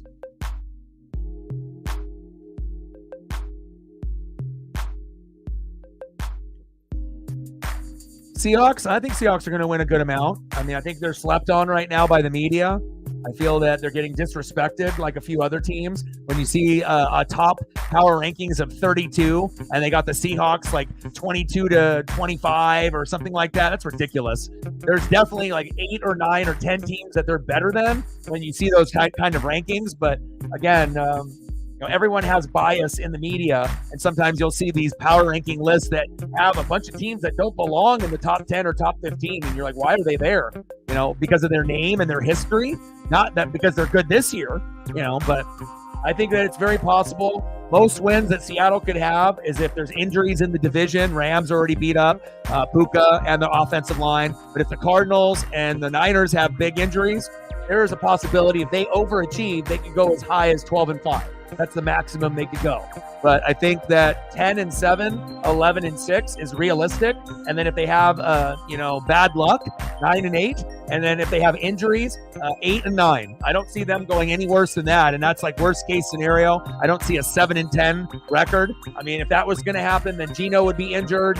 Lockett, DK, Byron, the rookie from Texas, Tariq Woolen. Like, you're losing everybody. Then maybe you go 7-10, but I don't see that happening. So I think that they are extremely underrated. I have them going to the playoffs in the wild card behind the Niners. Luke Raley with a nice base knock, but I'm thinking, go, baby, go. Get that two. Get that two. There we go. Stand-up double by Luke Raley. But, again, I'm not a Hawk fan myself, even though I am a Mariner fan, but I like to keep it real. And I think that, 10-7, 11-6 is a realistic, attainable goal. And I think that could definitely be achieved. I would actually be shocked if they didn't get to 10 or 11 this year based on their roster and their new coach and the new mindset and the new improvements. But they have to execute. Nice job by Luke Raley. Next up, DHing Justin Turner.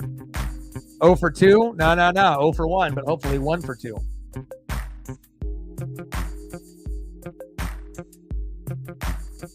right, let me get some Doug Baldwin's loaded up.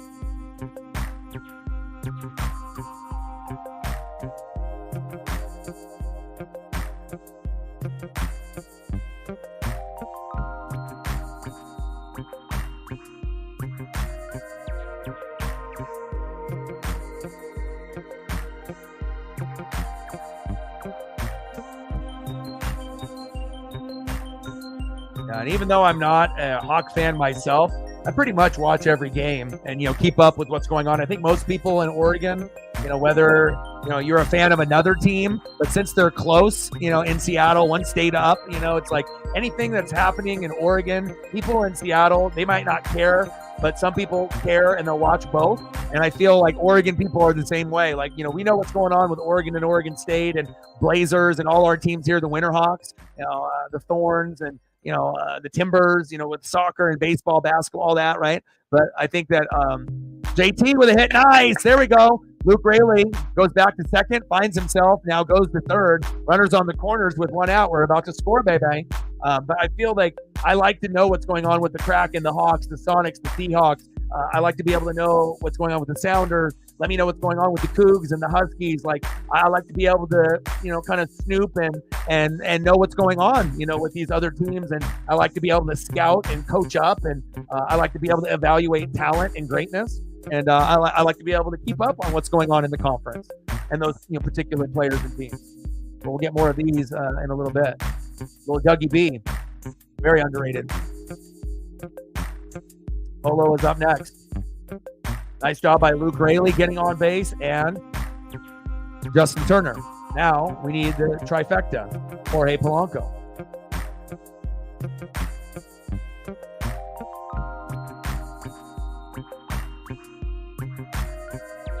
Pitch is outside. 1 ball and 1 strike. I met King Griffey Jr. and King Griffey Sr. when I was 7. So when I was in his rookie year, got the autograph and the photos, still have them. And once you end up meeting someone like that, it changes your life forever. And Griffey, I collect a lot of sports memorabilia, toys, cards, posters, Sports Illustrated, clothing, you name it, whether it's, Transformers, G.I. Joes, Ninja Turtles, McFarlane starting lineups, baseball cards, basketball, football, hockey, Magic the Gathering, Pogs, Micro Machines, Hot Wheels, Legos, bobbleheads, you name it, I probably collect it.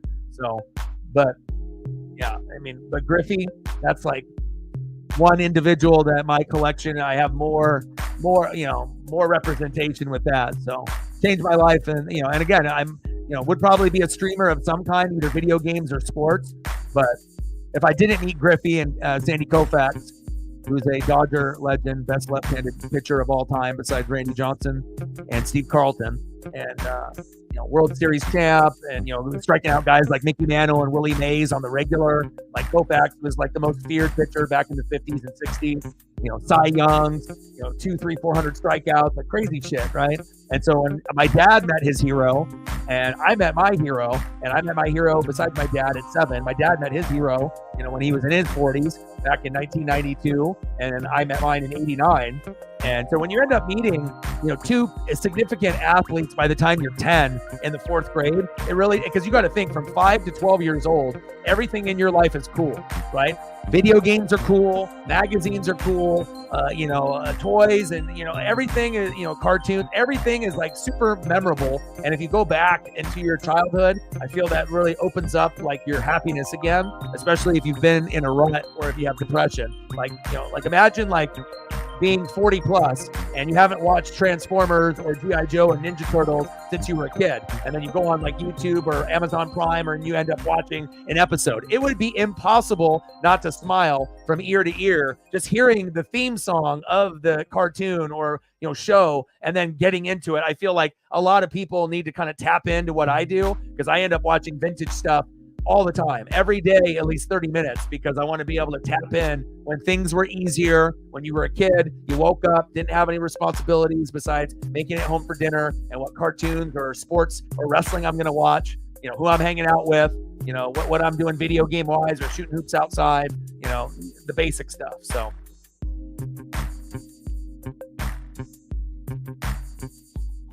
Well, we're in the bottom of the 4th, so it started at 7. So I would assume it'll end sometime between 9:30 and 10. But I don't think there's a definite, for sure thing. Go Ems. Yeah.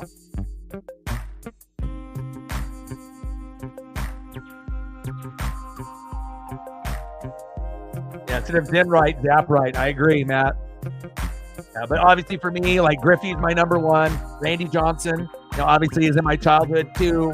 And then Edgar Martinez, Ichiro. I mean, just based on the order they came in. But obviously, probably Griffey, Randy Johnson, Ichiro, and then Edgar, and then obviously now we have Cal Raleigh, Julio, Wu, Kirby, Gilbert. So it'll start growing, more and more, based off M's and whatnot. So. Yeah, I mean, I could still be a Mariner fan without meeting Griffey, but just the simple fact that I was like the only one at my school, to be able to have a memory like that, and then to be able to, hang out with the dad, and the dad was super nice, and got photos and everything. It was very cool. It was life changing. Koufax was a real gentleman too. Obviously with him, not pitching on Yom Kippur, to have faith in his Jewish ties and whatnot. He guy's an icon, and again, very quiet and kind of reserved. But we were able to kind of see another side of him when we met him too. So, but I feel like regardless if I would have met those guys or not, I'm still going to be a hardcore fan. I think it just, depends on who you are. It's a part of who your DNA is. Bottom of the fourth, 2-0 Rangers. Runners at first and third with 2 outs. Pitches inside, 2-2 count to J.P. Crawford. J.P. wasn't good this year. Got his pinky fractured. Came back. Still hasn't been, but hopefully he can turn it around right here. 2-2 pitch. Pitch is low and at the knees. 3 balls and 2 strikes. I mean, even if he gets on with a walk. Yeah, and also, too, that made it awesome for me because he didn't cheat. He didn't do steroids. He had 10 great years, Ken Griffey Jr., right? And he was healthy. Then he got fat and overweight and injured a lot, right? And then he retired. So it's like 10 healthy years, 10 injury-prone, riddled years. Then he got kind of chubby, came back to the Mariners, hooray, and then ended up retiring. And again, so it wasn't perfect, but just imagine if Griffey had 15 healthy years and 5 injury instead of 10 and 10, he would definitely be number 1 in homers, and a lot of records would have gone his way. But again, injuries are something that you can't necessarily control. But I'm just happy that my hero wasn't a cheater. Like if my hero is Barry Bonds or Mark McGwire or Canseco or Rafael Palmeiro or Roger Clemens or Sammy Sosa or Barry Bonds, like I would be crushed a little bit. Like, oh, I met Barry Bonds, and then people would be like, who cares? The motherfucker cheated, like Balco and all that. That would be like crushing. It's like, oh, I love this team and player, and then finding out that my favorite guy is a cheater would have been ruining my life. Throw to first. So thank God for the Pacific Northwest and the people that we usually represent up here. In Oregon and Washington, we usually get guys that are good guys on and off the field. Not everyone is going to be, that type of guy on our favorite teams in Oregon and Washington. But, Griffey, Randy, Edgar, Ichiro, Julio, Cal, Kirby, Gilbert, Wu. I mean, we kind of have a pattern, of the greatness.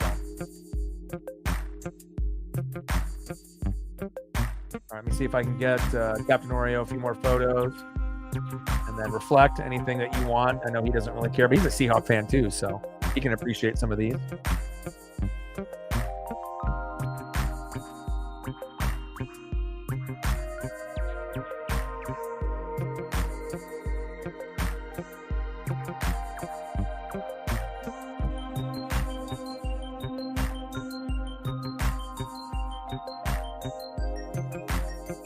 Nice, more crispier photo.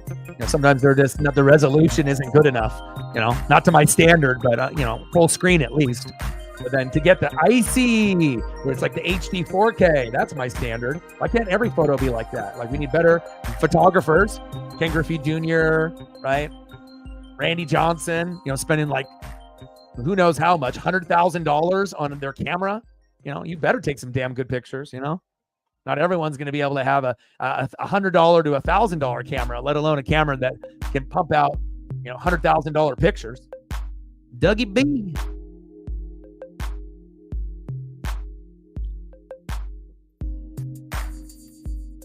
Oh, hell yeah, the Pats game is going to be tough.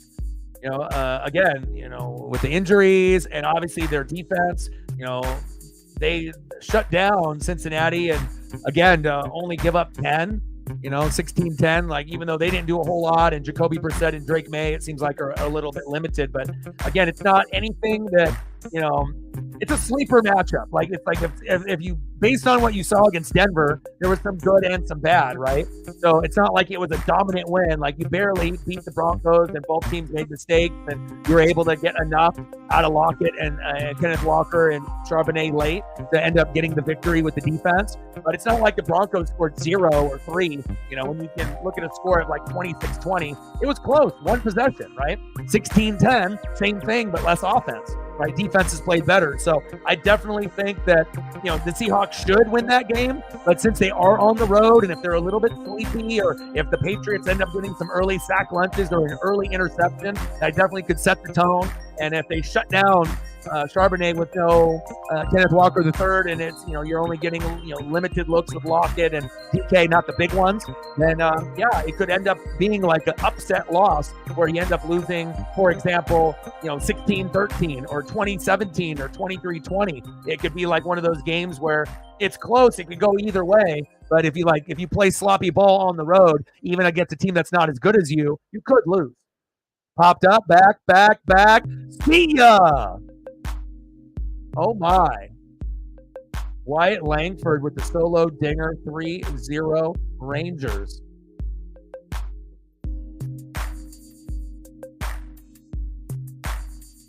You met Doug at Bellevue? Hell yeah. Did you get the autograph? Yeah. Yes, he did. And I've actually looked at a lot of the stats on there, and believe it or not, there was multiple Hawks that ended up being number 1 or being in the top 6 at their position in week 1. And that's a good sign. And especially with like Charles Cross, you drafted him to be like the stud up front, like the best one, had some struggles with injuries and kind of being out of position and getting outworked, right? And then not getting a high grade, and then bouncing back this year, new scheme, new coaches. And it seems like the defense is a little bit better. Offensive line, you're always going to have it be a work in progress until you have the right talent.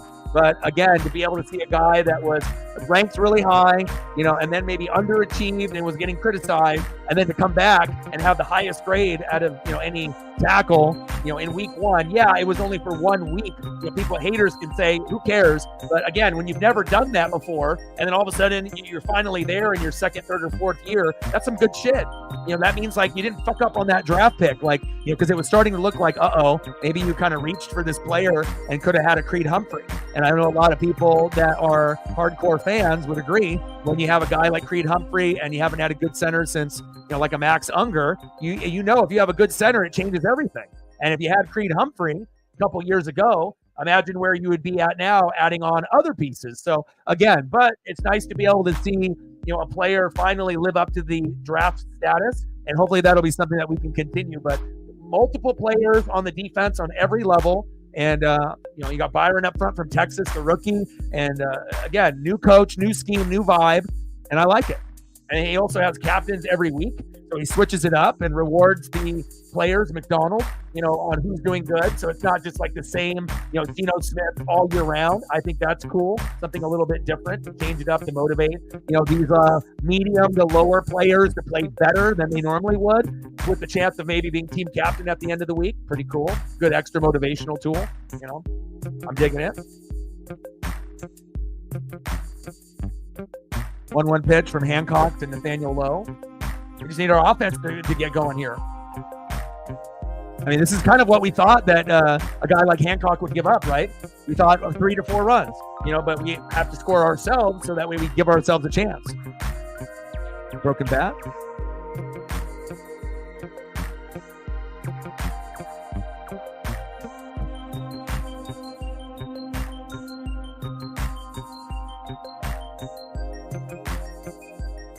I'm such a nerd. I always send anything like Seahawks or Mariners to my best friend Justin, as well as Reflect.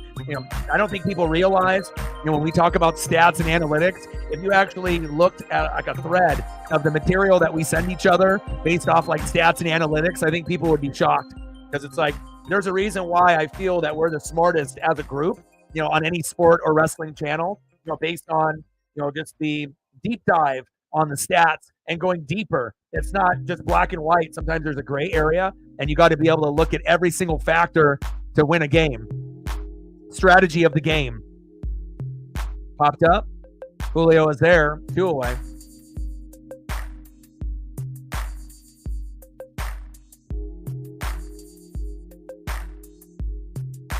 Bye. We're at 110. 90 to go. I don't know. I just like to be able to evaluate talent. I think that's why when I started the channel with doing reaction videos, it was my favorite thing to do because it's something that I've done my whole life. And also, like I said, when I first started collecting at like 3, 4, 5 years old, I still played video games. I still played with my wrestling figures, but I would get cards and a lot of them from my dad. And, I would flip it over to the back almost immediately after looking at the front, even though most people stared at the front of the card, to see if it moved or hologram or, the look of the card. But I'm always into the stats. I'd flip it over, 6'2", 200. Oh, he bat 295. He had 24 homers at Stanford. Now he's on the Montreal Expos. Like, that shit was like intriguing to me.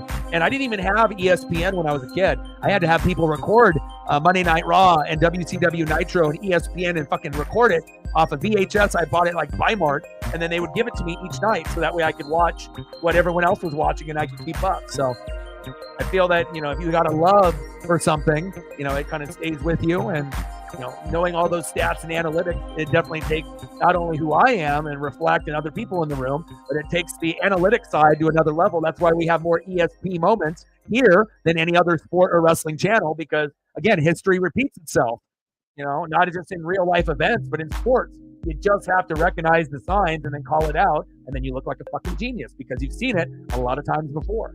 And records are meant to be broken. But again, things happen over and over and over again in life. You just have to recognize the signs.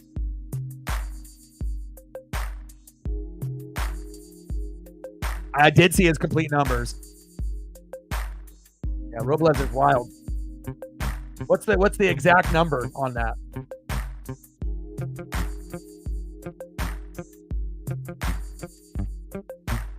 Top of the 5th, 3-0 Rangers. Pitch in the zone. Got him.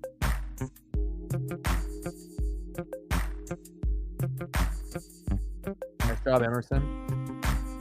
3-0 Rangers. I mean, it feels like it's starting to get out of reach, but it's not like completely over. Now, if we're sitting at 4-0, it kind of feels over. Obviously, 5 really over. But at 3, with half of the game left, I mean, it's still not a very good chance, but, you're saying that we have a chance. Could happen. Jeffrey with a 5er. Old-fashioned, drank. 12 hours later. Grossest thing you ever had. Like drinking cough medicine. And then you're going to buy another one tomorrow. Bang, bang. Your favorite drink. The one that tastes like shit. Stacks on stacks, racks on racks. Cactus Jack, bang, bang. Let me know what you want. And it has to be appropriate for the stream, brother.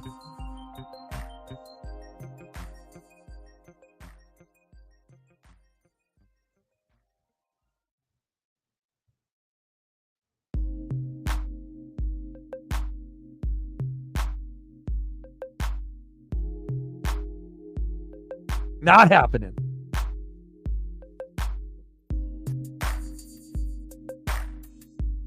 See who's up next for the Seattle Mariners. Next up for the Mariners, 0 for 1 with a K, third baseman Josh Rojas. Batting second, right fielder, one of my favorite players on this team, Mr. Reliable, Victor Robles. Much better than Randy Arozarena. If I had a choice between Randy, long-term, rest of his career, or Victor Robles, Victor Robles, 100 out of 100, not even close. Not that I don't like Randy at all, but work ethic, better on the bags, better awareness, better hitter, just as good of a defender in the outfield, if not better, not lazy, runs hard.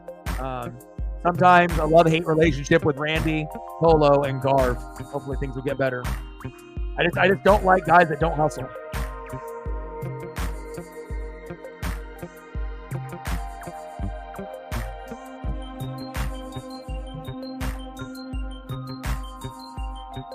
Oh boy, with the adult actresses from like the 1920s.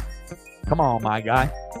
Bottom of the 5th, 3-0 Texas.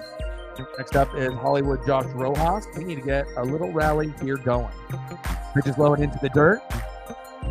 2 balls and 1 strike. I'm ready for our first run. All right, we've already gone long enough. Let's get it going here. And then we're going to be doing Oregon State, Civil War, 12:30 Pacific tomorrow. And then depending on how I feel after that, I may do the Mariners and Rangers late, depending on my energy and how I'm feeling. And then on Sunday, we got the Bucks and Lions, which is awesome at 10 a.m. And then we also have the Chicago Bears versus the Chargers on Sunday Night Football. Popped up. 1 away.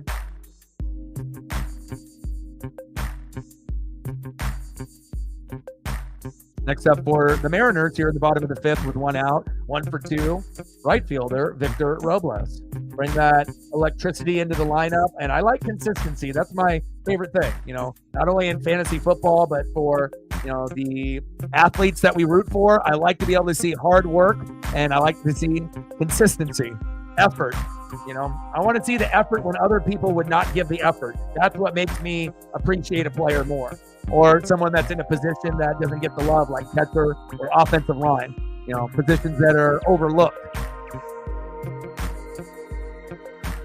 Next up for the Mariners, center fielder Julio Rodriguez.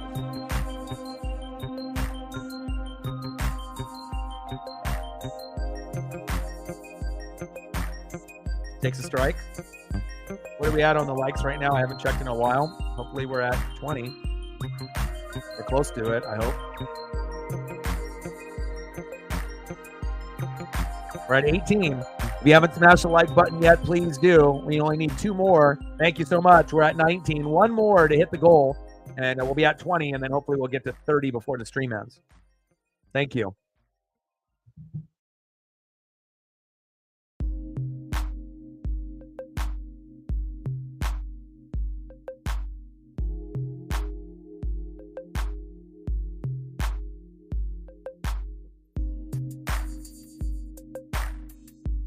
Oh, 2 pitch. Pitch is inside at the knees. 1 ball and 2 strikes to Julio Rodriguez.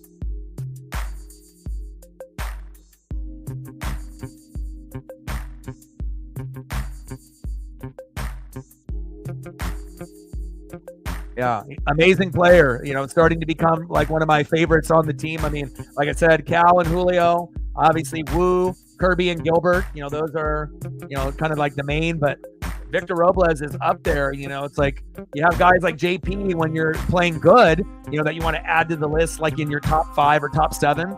But Robles, to me, he's been just as valuable as like a Cal Raleigh. Like when things were going really, really bad for us, they kind of kept us afloat. And one was the leadoff hitter, and I like his energy and his swagger and just his overall vibe. It's like kind of reminds me of Eugenio Suarez. And speaking of Eugenio Suarez, God, he's been going crazy. But there we go, Julio. Just like I said earlier, don't go for home runs, just base knocks. I like it. There we go. Just get on base, get your batting average up, and you're actually going to be doing more positive for your team instead of striking out, popping up, or grounding out, trying to hit a home run every time. Take what the offense gives you, and if it's going to be just a bloop single into the infield or slightly into the outfield, take that. Become the best single hitter that you can be. Nice job, Julio. 2 times today. I like my transition here with Julio Rodriguez. Nice job. Next up is Cal Raleigh. Slow roll blooper, throw to first, and that is the end of the 5th inning. Tough. Julio gets stranded again. Yeah, let's get to 20. And again, I know, it's Friday night. Some people got other things going on. And obviously, I definitely could have just said, screw it today. But I want to be able to push as hard as I can. And again, I think I just appreciate being able to, have the conversations. It's like when you have a routine that you do, when you get up and you exercise or you go to work or, you have your certain routine, with whatever you do. I want to make sure I keep the routine, as streamlined as possible. Keeps the mental health good. You have good connections with people. You're enjoying entertainment, obviously with games at the same time, and again, and it's usually only 3 to 4 hours a night, so it's good. For me to be able to get outside, get that air and the trees and the birds with Paisley and be able to walk with my pup and then be able to do this. But we need the Mariners to finally get some fucking runs here. Okay, 3-0 Rangers. The boy with the stomach bug, not feeling too good. But still trying to grind away. Little Victor Robles here. Little Victor Robles there.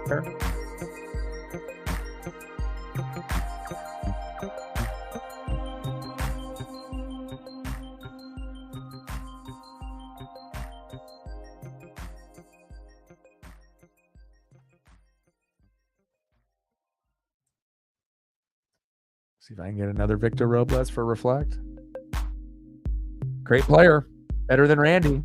If I had to choose one or the other, it wouldn't even be close.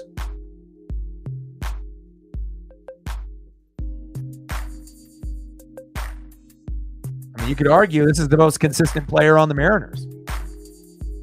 And he has been for a while.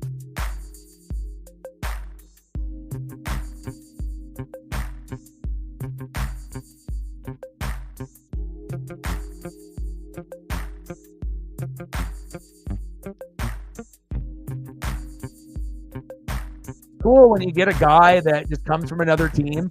It takes a while for me to be able to I like this particular player. It takes a while. It's not going to be right away. I need to see how they talk to other teammates and how they interact, and are they consistent? Do they run hard? Do they play hard every game, or do they take plays off? What am I getting out of this particular player? How is their aura and their vibe? And I feel that Victor, for a guy that we got pretty much for a bag of Cheetos from the Washington Nationals, and was good back in their World Series run, and hasn't really been able to get back to that form, and then coming to Seattle and now becoming a staple of our team. It's very cool. It's I like him more than I liked Robinson Cano, or Nelson Cruz and Robinson Cano. They had their moments, but it was more like Felix and Seager for me. But again, it kind of just depends, I guess, if you connect to that particular player. Offensive stats are cool. With probably I liked a little bit more Nelson Cruz than Robinson Cano personally. Coming from the Yankees and then joining our team, and we already knew we overpaid him. But everyone's gonna have those memories. Top of the sixth, 3-0 Rangers. Thornton in the game. Thornton is a clone of Lauren, who's a part of our channel. They look almost identical. They could be brothers. 1-2 pitch to Jonah Heim, jams him. Slow dribbler. Bare hand play. Wow, one away. That was fucking beautiful. J.P. Crawford looking like a J.P. Crawford from back in the day. J.P. Crawford. Great defense, my guy. One of the coolest defensive photos that we have for the Mariners. I haven't been able to use it because JP hasn't really been good, but there we go. Awesome. Great job, JP. Barehanded throw to first. Amazing. Got him. And that's why I love being able to use the pictures to kind of tell a story, because you can always do the audio part, but to be able to go through and to be able to kind of tell the story with a thumbnail and, while we're doing the broadcast, you're definitely getting a full, full-blown managed show from, top to bottom. Pitches outside to Ezekiel Duran, 2-0 count.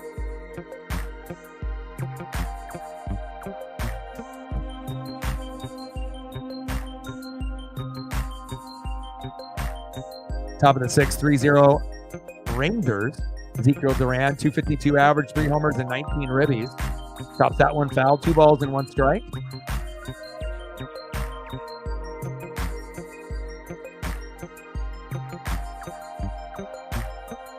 Oregon and Washington is beautiful. I swear, most of my friends that are out of state, when they come to Oregon or Washington, they typically move here. It might not be right away because of finances and other commitments and whatnot, or just loving living at your hometown state. But I usually will get quite a few people that when they do end up visiting the Pacific Northwest, especially if they've never been here.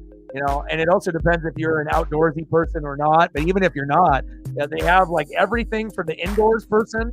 Introverts, extroverts, and the outdoor people, whether you're doing mountain biking or walking or with pets, or if you want to go to clubs or gambling, dispensaries, breweries, wineries. I mean, there's pretty much there's something for everyone,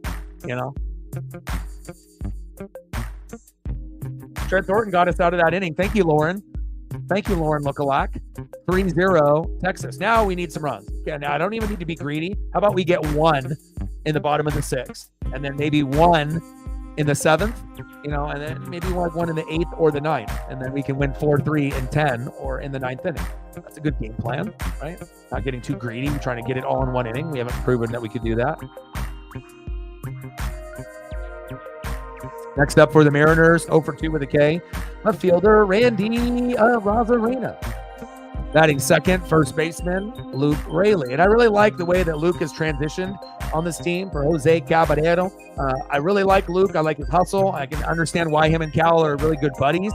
And I really appreciate what we've been able to get out of Luke. I think we've gotten a little bit more out of him player-wise. He kind of went streaky where he was good, then he was not so good, and then got hot. He's very streaky. But when he is on, he's a type of player like Cal and Julio and a few others that can hit home runs in multiple games. And it's just nice to be able to see Luke do what he does for us offensively and defensively. And we moved on from Ty France and Tyler Locklear's in AAA. So Luke's been doing a good job at the first base position, as well as Justin Turner.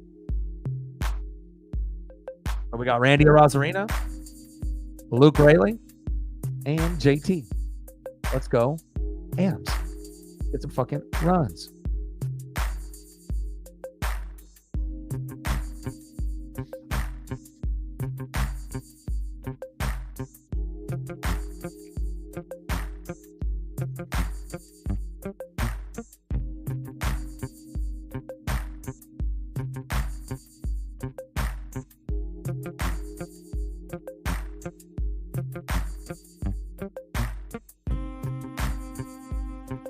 Aaron Judge, Juan Soto, ridiculous.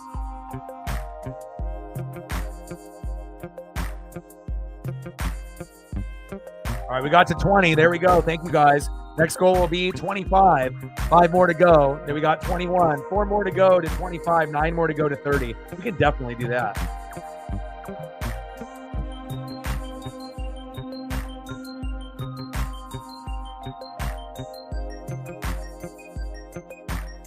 $5 holla.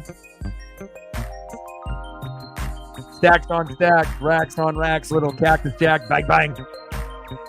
I don't know. Everyone's going to have their thing, whether they like it or they don't like it. There's going to be some questionable areas in both states, but just like in anywhere, you go to Gresham or you go to Portland in Oregon, you're going to see crazy things that you don't see anywhere else in the whole entire state.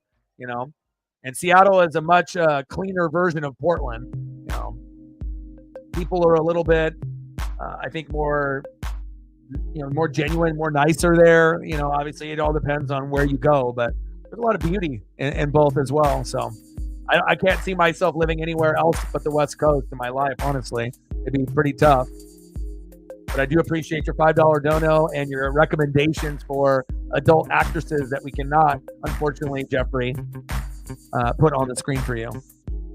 That's for another type of website. Not here though, but I appreciate the support.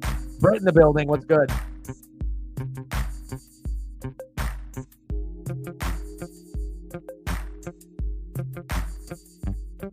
Bottom of the 6th, 3-0 Rangers. Raley crushes that one, foul. But I think I got, I might have got the stomach bug. Portland, Connecticut, that is true. I don't know what you had, if you had like a little stomach bug or a flu, but I ended up getting a little bit of a stomach bug like last night, and I was pretty close of not streaming here tonight. Hopefully that you're feeling better there on the other part of the country. Miss ya. Oh, pitches inside and hit Luke Raley on the arm by Urania.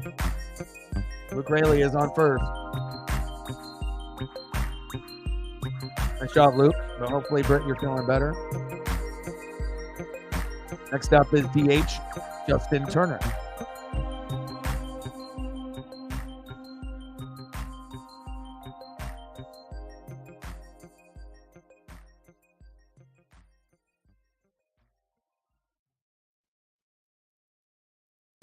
Pitches outside to JT. 1 ball and no strikes. But for me, like, I've been to, obviously live here in Oregon, but Washington, California, went to Illinois, Chicago for business and whatnot. I got to go to a Bulls game against the Warriors. see Soldier Field and whatnot, but not get to go to a game. So didn't see the Bears or the Cubs, but did see the Bulls, and went and kind of saw some of the scenes and whatnot. Not somewhere that I definitely would live. Chicago is dangerous as hell. I mean, there's a reason why there's all of the shootings and whatnot. And I mean, besides Nowlands and New York, probably Chicago is in the top 3. And again, there's a lot of amazing food that I was able to have to like experience the best, deep dish in Chicago, authentic pizza and Mexican food and dogs and hot dogs and whatnot. And, it was awesome. But there's a reason why people are so overweight there, because the portions are ridiculous and it's not that expensive. Like it's compared to like what I would get in Oregon. Like the amount of food that you get, like you get a burrito the size of like your arm, and it's like $4.50 or like $4.75, and it's like literally like 2 to 3 meals. Like even if you're really hungry, like. But I guess that's what they got going on there. Bottom of the 6th, 3-0 Rangers. Stomach bug galore. Not feeling too well, but again, I'm grinding it out. And again, we got Oregon State at 12:30 Pacific tomorrow. Probably won't do the Mariners stream at night, but maybe I will if I'm feeling better. And then Bucks and Lions, 10 a.m. Don't know if I'm going to stream that or just watch it with Paisley, as well as Red Zone.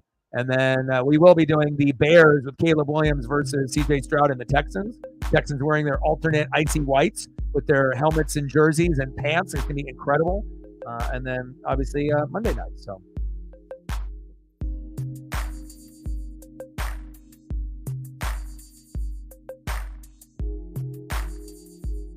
I mean, I'm not going to be the only one that's got ESP in this room. There'll be multiple people. Got a lot of people that read, watch film, go over that.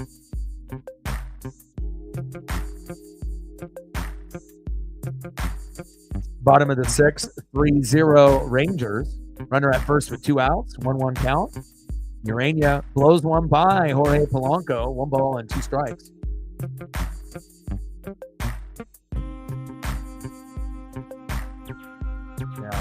And like I didn't even really know what to expect, how many people or where we'd be at on donos or sub or like potential, but pitch is low and at the knees, 2 balls and 2 strikes. But again, I think that as much as sometimes you guys need me, I think a lot of times I need you guys too. And, obviously this is my full-time job, so it's like I can't really afford to take a lot of time off. I need to make sure I got bills paid and I can continue doing the dream.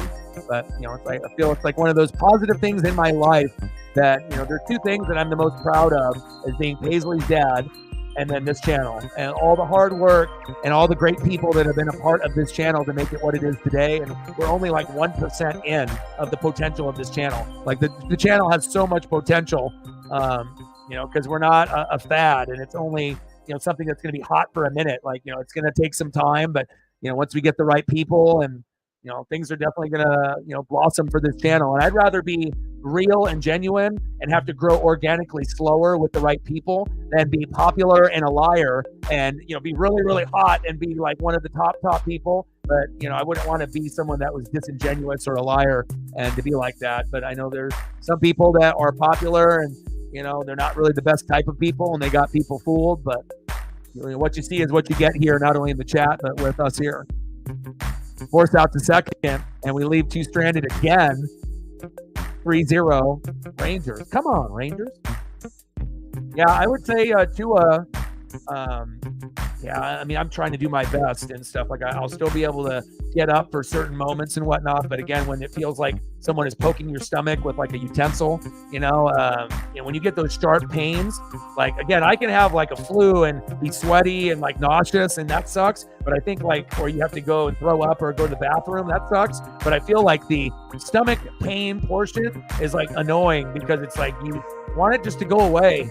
It's like, go away, and then depending on if it's food poisoning or what, stomach virus, or if you've ever had the norovirus, norovirus will take you out. Like you'll literally be in the bathroom for like 9 hours straight, breaking the Guinness Book of World Record for attempts by throwing up and going to the bathroom. Like, there's a lot of stuff that's out there. You got to take care of yourself. And unfortunately, that norovirus, I've gotten that one before, and it was probably one of the worst days of my life. And I wouldn't wish that on any of my enemies. Period. Let's see who's up next for the Rangers. But I love you guys. And again, I just like to be able to spend time with you guys as long as I feel up to it. And it was tough, but your boy is here. Next up for the Rangers, leading off, second baseman Marcus Semien, 0 for 2. Make it 0 for 3, hopefully. Shortstop in the 2-hole, Josh Smith, wedding ring included. And batting third, center fielder Wyatt Langford. Let's go, Mariners. Like, sub, donate, comment, share. Hang out with your boy. And Tua should be done, I would say, pretty soon. He might be able to come back to football one more time. And then, if this is, I think that was his third big one. He might have had 5 or more, but that was the third documented big one. I would say if he comes back to football and plays one more, run, either this year, and it happens again this year, then his career is over. And they'll just have him step away from the game. And then they have the contract where he'll get a certain amount of money, depending on if it's, an injury or whatnot. But again, you're not going to have a player that, continue to keep playing and end up having CTE or brain damage by the time he's 30 or in his late 20s. So unfortunate. And the crazy thing is like even a movie script couldn't write it. But, we had another individual, right, with DeMar Hamlin that almost died on the field, and paramedics and the crew saved his life, right, in the Buffalo game that we did last year, right? And then what happens? Tua, runs into that player, and that player ends up, getting him out. And Tua just needed a slide. And again, when you're going to go head first and you go, neck first into someone's, shoulder pad or helmet, crown to crown or crown to shoulder, you're done, especially if you've already had problems with that before. So not a smart decision by Tua, but again, at some point that would have happened again. And it's unfortunate that his career is pretty much coming to an end, but I think that they will allow him to come back. And then, if one more big one happens, it's only got to be like 1 or 2 more times, and depending on how close that concussion happens to the other one. And, if you get another one here this season, then it might be done. But if he doesn't get any more this season, then they'll allow him to keep going. And then when he gets one more after that, then that might be, hey, you got to go. You're going to be getting some CTE or whatever. So. Top of the 7th, 3-0 Rangers. Next up is Josh Smith, 2 for 3 with 2 singles and a run.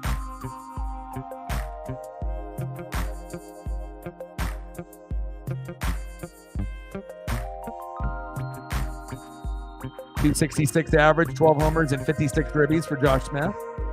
Pitch in the zone there by Austin Vogt for a strike. 1 ball and 1 strike in the top of the 7th. Rangers up 3-0. Come on, Mariners. We need to get something going here.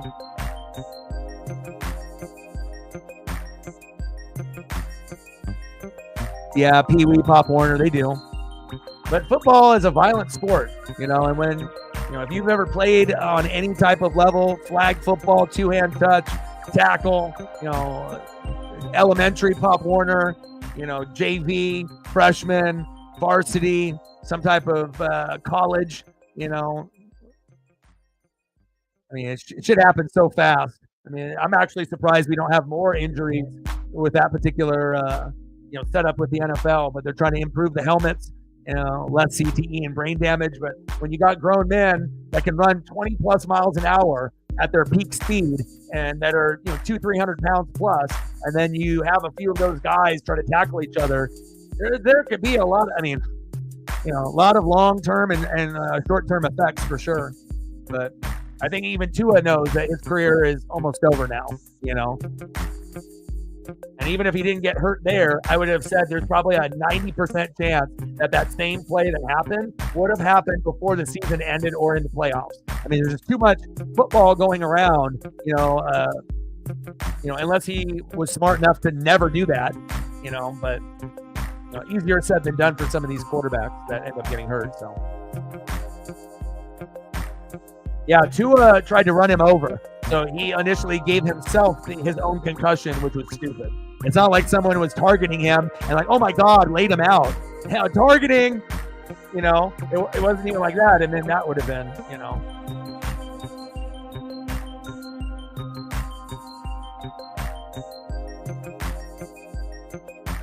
We don't need no Astros talking here. Astros, blah, blah, blah, blah. Go Mariners. Jules. Wrong place, Jules.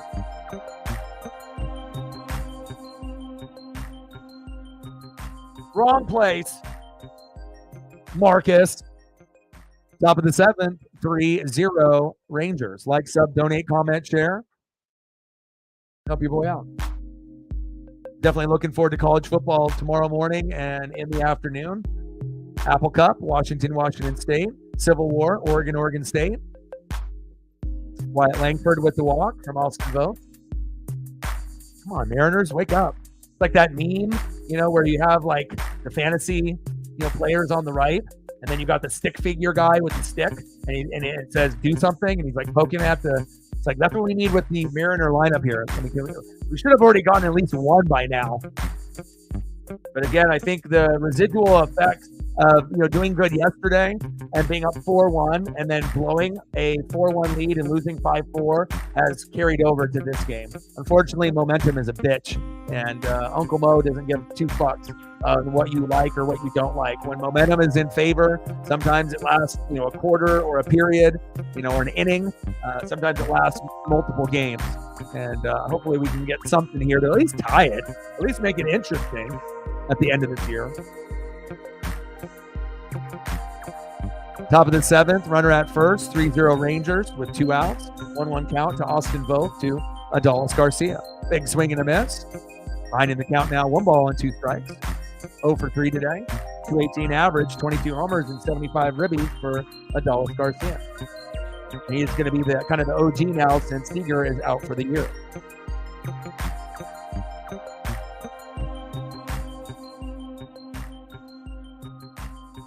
That is scary. Pitches outside, 2 balls and 2 strikes. And the funny thing is even when I've not felt good, the only thing I really felt guilty of is I wasn't been able to spend enough time with Paisley, but I want to make sure that she gets enough exercise and walks. I think that's just, when you're selfless and you love something more than you even love yourself, even if you do love yourself, right? That you can have that love for a child or, a dog or a cat or a pup or a kitten and want to give that pup the best life possible. That's what sucks about being sick, but I feel like I'm turning the corner though. 3-2 pitch. I mean, it's not like I've had to make an emergency exit so far on the stream, so that is good. And if you would have asked me that this morning, I said, yeah, probably not going to happen. Probably going to have 5, I got to go for a second. Top of the 7th, 3-0 Rangers. Runner at first with 2 outs. Austin Vogt, 20 pitches in. 3-2 pitch to Garcia. Pitches outside, and you walked him. Shows you how important starting pitching is, as well as your bullpen. If your starting pitching is bad and your bullpen is bad and you can't hit, then the score is 3-0 Rangers. Next up, first baseman Nathaniel Lowe. But I'll never give up on, this team. I've already been, in the gutter and at the very bottom, in the grave and in the dirt and buried over and over. When you can handle, and understand that, the ownership and the management and a lot of things are not what we want as a fan base, but you just have the love, and then that never-ending hope that hopefully, the owner will sell Stanton. We get rid of DePoto. Goodbye. Get better people managing this particular team. And hopefully one day the Mariners can win the World Series or get there. I will go to Seattle, and that will be an exciting day. Some of y'all will be there and maybe meet me as well. 3-0 Rangers.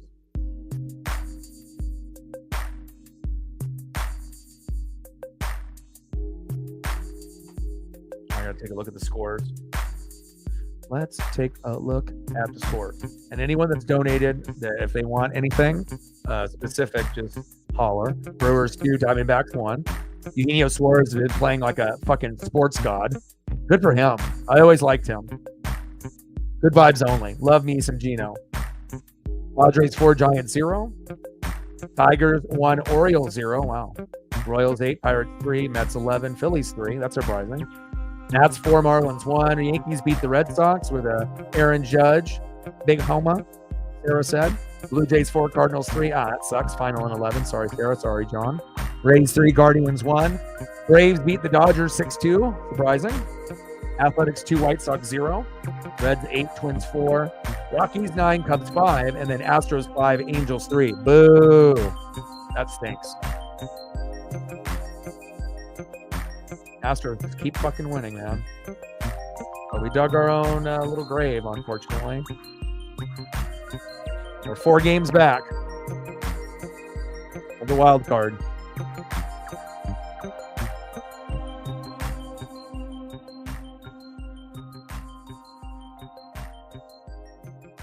Five games back of Houston right now. Mariners. I still love you, though. They got me the day that I met King Griffey Jr. Then it was over. Like that happens, and it's like you got me for life. Good, bad, ugly. Not making the playoffs for 50 years straight. Whatever. They hook, line, and sinker. They got me. Randy Johnson got me. Edgar, Ichiro. John Olerud. Always loved John. Blue Jays and Mariners. Bones, Jay Buhner. Boom shakalaka. Top of the 7th, 3-0 Texas. Wish we had some Jay Buhner right now. Runners at first and second with 2 outs. Sauce in the game. Nice pitch, Sauce. Ahead of the count now, 0-2 to Nathaniel Lowe. And again, when Sauce only needs 1 out, he's good. When he needs 2 to 3 outs, he's terrible. So at least this is a good position. Or if he has to lead off an inning, he hasn't really been that good as of late. But hopefully he can step up here for the Mariners. As Nathaniel Lowe is in the box with an 0-2 count. Pitches outside to Cal Raleigh. 1 ball and 2 strikes.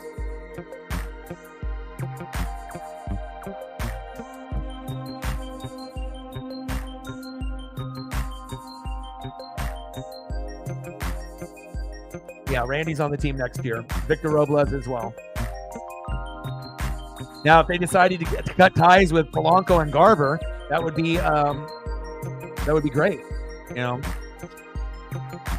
Give me Ryan Bliss over Jorge Polanco right now, and Garver. I mean, let's just get another backup catcher. And Sebi Zavala is not good enough to be our backup catcher, and should have never got rid of Tom Murphy. But we got Harry Ford waiting in the wings, and that's the best case option. Nice base knock. And now we have 4-0 Rangers.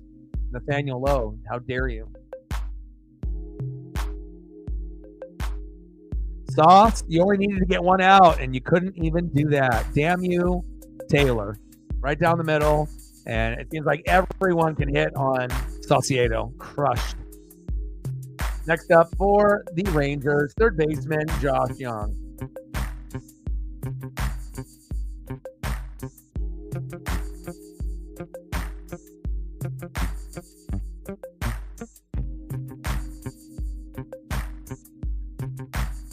Oh, come on, Mariners.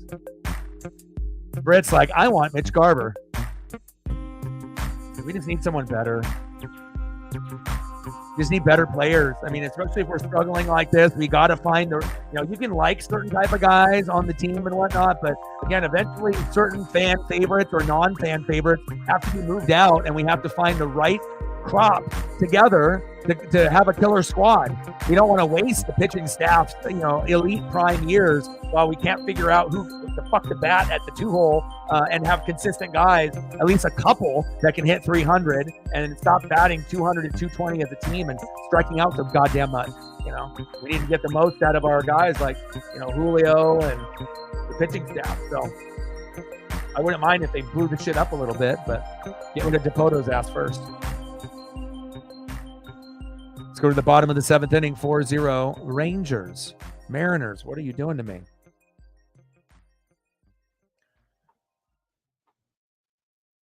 Garver's bad. It's not the same Garver that was on the Rangers. If it was the Rangers Garver that we actually got, yeah, we'll keep him. Same thing with Polo. The same Polo that was on the Twins. Yeah. But it's like a lot of times when players come to the Mariners, they do terrible. And then they end up going to another team and then they do great. It's like, I don't know if it's T-Mobile, the Mariner curse, like having to live up to the expectations of guys like Ichiro and like Griffey and Edgar. I don't know what it is, but it's like it takes a special player to come from another team to come in to actually play well here. And again, we just need to be able to find the right farm guys. draft well, and not worry about getting big free agents with the money. Spend the money on the bullpen. Instead of spending 10, 11 million a year for Polo and for Garver, use that for another Matt Brash and another, Troy Taylor and another Andres Munoz, another Paul Sewald kind, and Edwin Diaz. Get guys that like we've had or they're on our team or no longer, quality guys, and even pay like starting pitchers to go to the bullpen. So that way, if we end up having a problem, then we got a starter that's in the bullpen that we can use as an emergency, so we don't have to have Emerson Hancock in the 5-hole, and you just want to have that depth, but that's what I would do. Because again, the bullpen is one of the weakest parts of the team besides the strikeouts and the overall batting average. So how do you correct these things? Bring up some guys from the farm, stop spending stupid money on guys that are brought in to be hitters, because obviously they can't. We're going to develop better hitters in our own system, right? And spend the money on the pitching, and then get those guys. But then we did that and traded Jimmy Garcia and Santos, played like a month, and they both fucking got hurt. So we don't really have the best of luck, with guys coming into our team besides guys like Victor Robles. I love him. That's my dude. Bottom of the 7th, 4-0. Rangers. Come on, Josh Rojas.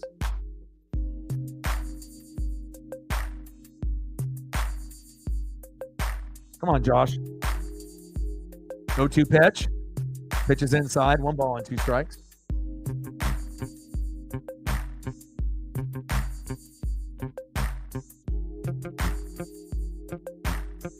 Garver. We'll give you Garver for free to the Red Sox for you, Brett.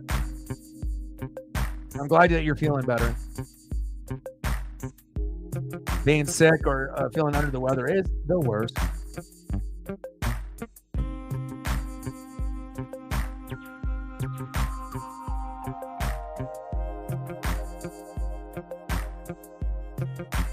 Rojas, 1 away. Oh, Victor Robles got hit. Why do they keep hitting Victor Robles? It's like Victor Robles has been getting hit like multiple times in the game over and over. First it was Ty France, and then it ended up turning into Randy Arozarena. It's like, are they just trying to injure us so that we absolutely have 0 chance to make the playoffs? Are you just trying to injure all of our guys? Fuck, man. Like, all we're trying to do is compete, and people are like trying to literally take us out.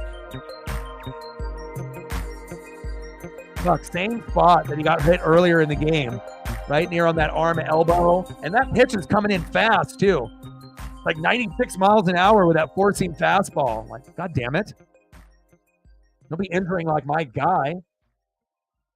I know. See, we're locked in. Our ESP is strong, our vibes and our energies are linked, So it's like, even though we might be on the other side of the country to each other, we're still on the same like wavelength. I was watching this documentary type of thing on Discovery Channel, when they end up having Expedition X, where they do and they do Expedition, with Josh Gates, and then they have their investigators, and then they ended up doing their new episode of going into like the most haunted, city in America, and then going and talking to the locals, and then doing some of the equipment to be able to see if they can get any reactions from the spirits and whatnot. And when you hear the spirits talk, like through the voice box, it is like creepy as shit. Like, things that are definitely not unexplained. I like shows like that. We're on the same wavelength, and they always think that there's like some kind of connection and wavelength with the spirits, based on kind of like the river through some of those like hot spots. Things link up. You never know. Things are linked. Doesn't matter if I'm in Oregon or you're in Connecticut. You're sick, boom. Next day, I get sick. How does that happen? I don't know. But I hope that you're feeling better, though, because what I felt earlier today and last night was hell. Next up is Julio Rodriguez, 260 average, 14 homers, 49 ribbies, a contract of $5 billion. And we should have saved that money and gave it to Cal. Back to the wall. Runs into the wall. Go, Julio. Go, Julio. Go, Julio.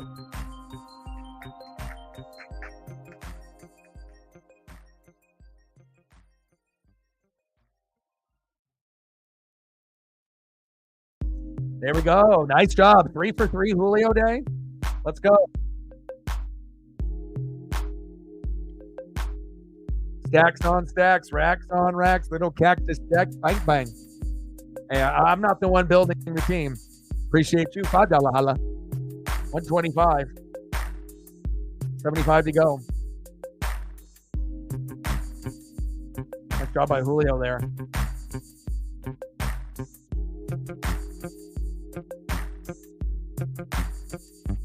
A $5 holla. You got an appropriate suggestion for a photo?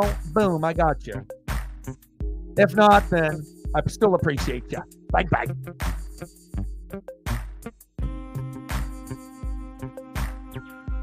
Bottom of the seventh, 4-0 Rangers. Runners at second and third. I mean, hell, if we can't score at least a run here, I mean, it already looks like the chance of actually, tying it up would be like what, 2%? Winning it 1%, right? It's like we're getting to like crunch time here, but we are a good 7th, 8th, 9th inning team. But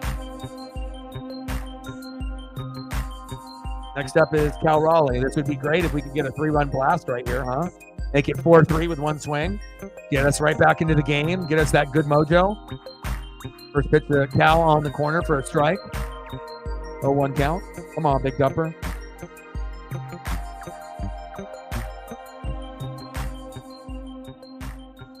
Bring that electricity, baby. Pitches outside. 1 ball and 1 strike. Season with runners in scoring position, 260 average, 10 homers, 62 ribbies, and he's the most clutch hitter in the 7th inning and beyond. I put him on the thumb for a reason, for a big game today. Let's go, Cal. Come on, baby. RBI, bases clearing double, home run, single, walk, hit by pitch as long as you don't get injured. I just don't like how our guys are getting hit so often.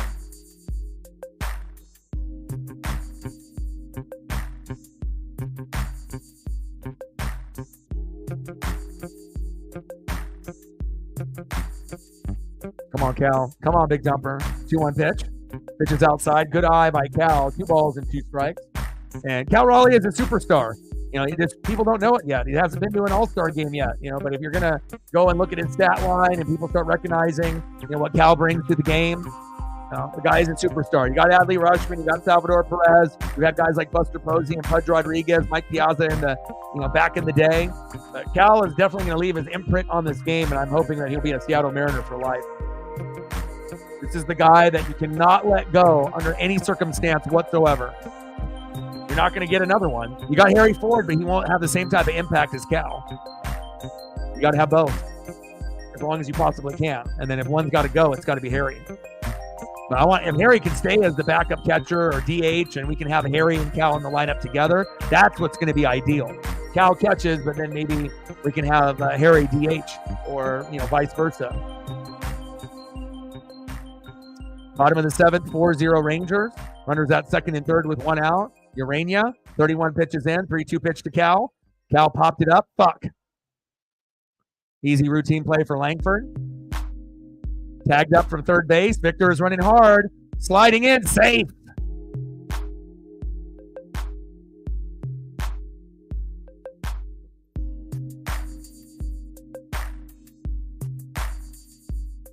Yes, sir. There we go.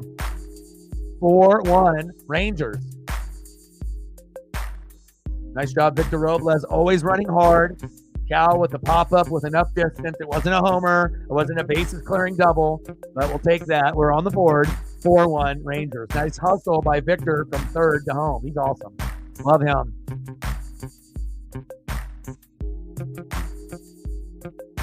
Next up, 0 for 3, Randy Arozarena. Randy right up the gut for a hit. There we go.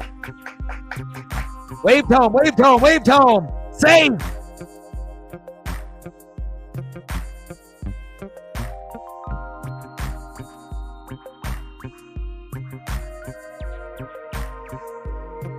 There we go. Now we're starting to roll.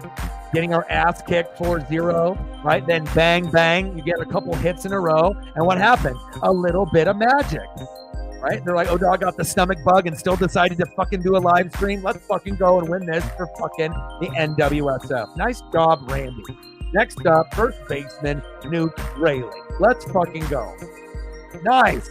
And again, we just wanted to get one at a time. One here, one there. And now we went from 2% chance of tying 1% chance of winning. Now the percentages have gone up to maybe 5% to 20%. Like winning at 5%, tying maybe 20. But we're in it now. All you got to do is have one good inning. There we go.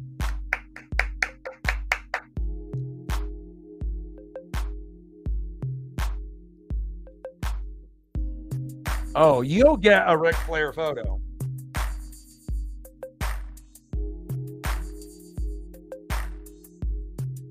Ric Flair is my boy. I bought stuff off his website once he did the documentary. Big old black shirt with the kind of iconic Ric Flair woo. And good thing he stopped drinking when he did. Otherwise, he would not be alive today.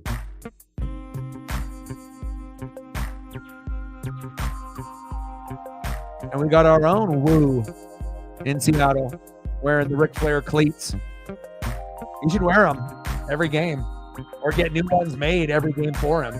And there's enough shoe artists that would love to do Ric Flair art, on a baseball cleat. I should get him plugged in with that.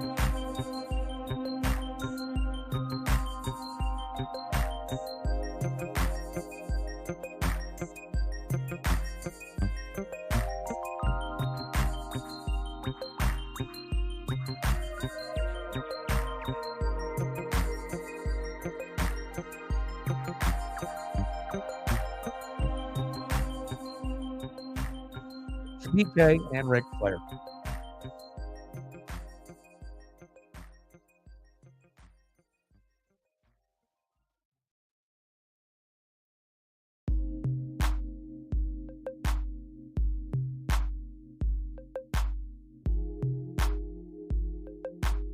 Luke Raley. There we go. Another hit. Yes, sir. First pitch strike. Good strategy. Vamos, Mariners.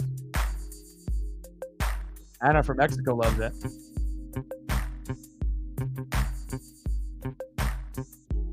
Well, the amount of alcohol that Ric Flair consumed, going to Japan, wrestling, on the flight back, and just Andre the Giant is known for a lot of crazy drinking stories, but, Ric Flair, man, if you know anything about his life and his story, wild. Big swing and a miss for Justin Turner. Bottom of the seventh, 4-2 Ranger. Runners at first and second with 2 outs.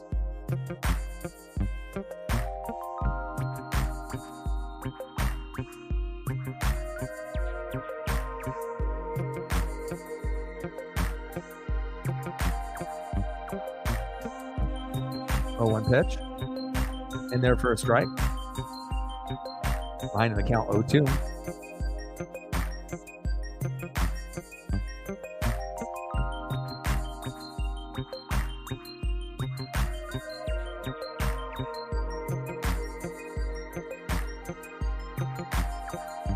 Pitch with runners at first and second. Steps off the mound and regain his composure.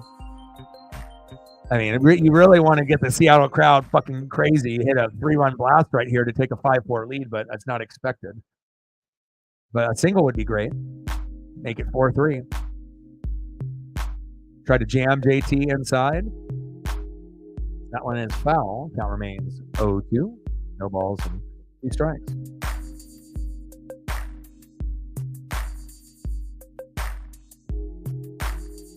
Let's go Mariners. Bring that electricity, baby. 0-2 pitch. Ah, damn it. Big swing and a miss. End of the 7th inning, but the damage is done. 4-2 Rangers.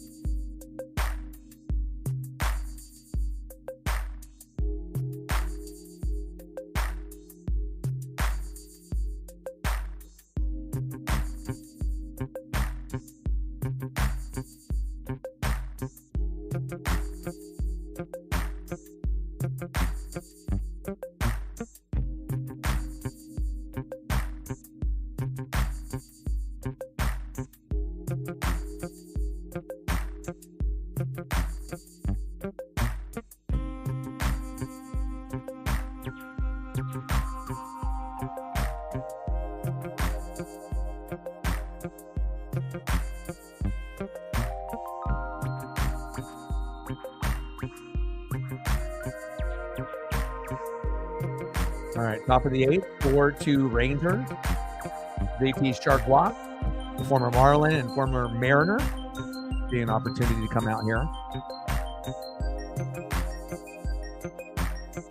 Pitch to Jonah Heim, chop foul. 0-2 count. No balls and 2 strikes. 0 for 3 with a ground out in the 6th for Jonah Heim.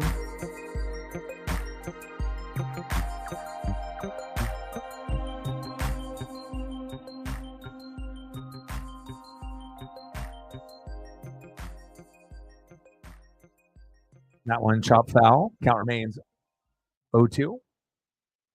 Thank you, Ric Flair. Thank you for the rally. We appreciate you. Woo!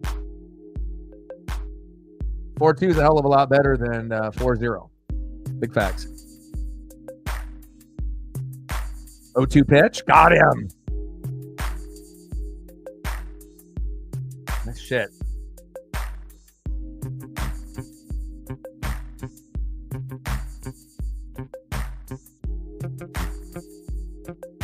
Down.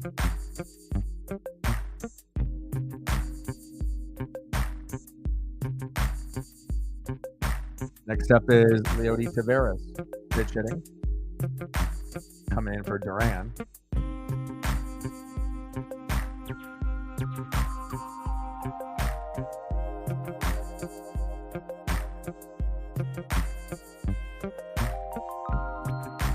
Oh, 1 pitch to Taveras. Pitches outside. 1 ball and 1 strike. 224 average, 9 homers and 39 ribbies for Leody Taveras here in 2024. JT Chargois, 6 pitches in. 1-1 count in a 4-2 game. Rangers up in the bottom of the 8th. No. Top of the 8th. 1 out, nobody on. Pitches inside to Taveras. 2 balls and 1 strike.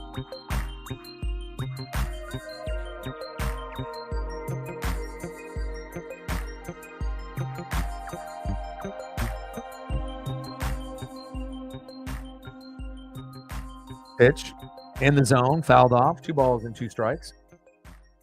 And if you haven't smashed the like button yet, please do. We need 8 more to get to 30. So if you haven't done it yet, now we're at 23. Thank you so much. Just 7 more for the stream, and then we are good. So if we can get to that particular number, that would be great. Like, sub, donate, comment, share. Anything you can do would be fantastic. 2-2 pitch. Big swing and a miss. Got him. Leody is done. Next up for the Rangers, DHing in the 9-hole, Carson Kelly.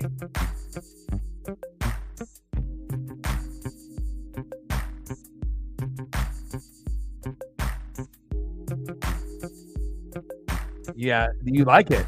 You like the ASMR baseball. I could become famous for that. Top of the 8th, 4-2 Rangers. 0-1 pitch.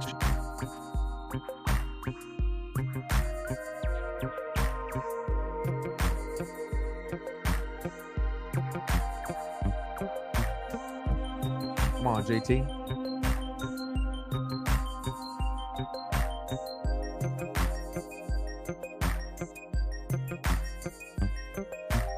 Go-to pitch. Pitches outside at the knees to Carson Kelly. 1 ball and 2 strikes. JT Chargois in the Mariner farm system ended up on Miami and is one of our guys in our bullpen. Our bullpen stinks, but hopefully he can find a way to get out of this inning. Pitches outside, 2 balls and 2 strikes. Come on, JT.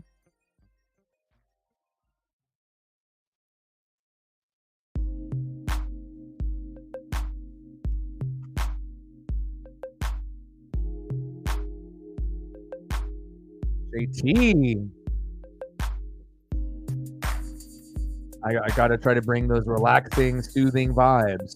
You know, not every streamer that you listen to has a good voice. Some people are just popular, but their voice is horrendous. You know, they might be popular for whatever reason. They got money, they got cars, they got, you know, a certain type of fan base. They do a certain type of video, But not every single streamer is blessed with a voice that people actually feel like, it moves them, or they can relate to it, or it's just pleasing to the ear. It's like when I end up watching like National Geographic with like David Attenborough. It's like you hear certain people talk, and I could listen to Attenborough go over underwater life. They actually have this badass one that I just watched, and it's CGI dinosaurs, where they do CGI, and David Attenborough does it on Nat Geo, and they do like a documentary based on like animals, but it's like based on the other dinosaurs that vibed with the other, in that particular time period, and they make it super realistic looking. I'm trying to remember what it's on, and maybe on Apple TV Plus, maybe is what it's on, but it's like worth watching, if you like that type of thing. So yeah, I got to do the Barry White, I got to hit him with the sexy voice. I got to not blame, but appreciate my parents, for being able to provide my voice as my money maker. Improve the vibes, improve the aura, improve the mental health. And like I mentioned multiple times, take care of your shit. Mental health is important.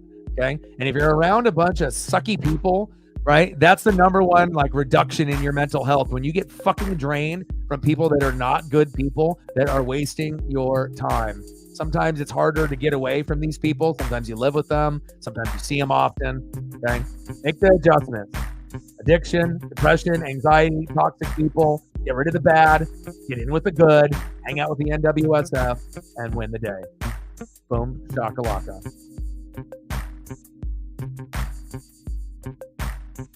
Next up is Jorge Polanco.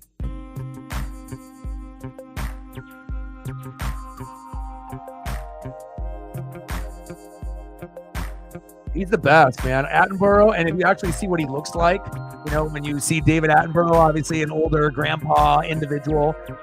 Polanco, short line dribbler, throw to first, one away. But when you get a lot of the people that either have certain accents, I love that. I love to be able to hear, different people, whether it's from France or Germany or, Austria or wherever. Like, I like to be able to hear that type of dialect. And as long as you can still understand what they're saying with the English, with a little bit of twang in it, from where they're from. Attenborough is arguably like the best. Like, he's like the Gus Johnson or like the John Madden or, one of the top dogs for sure.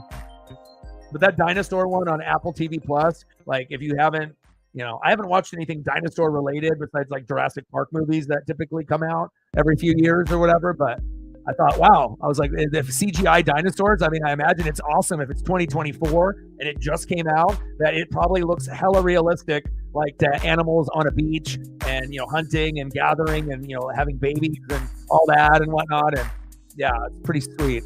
I'd recommend.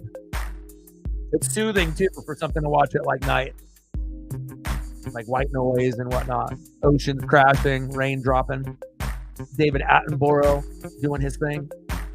Bottom of the 8th, 4-2 Rangers. Robertson on the mound. J.P. Crawford in the box. Ooh, yeah.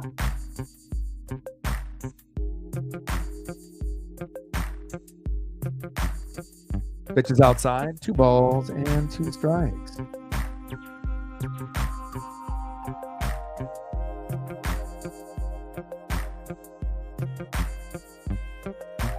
I love me some Macho Man.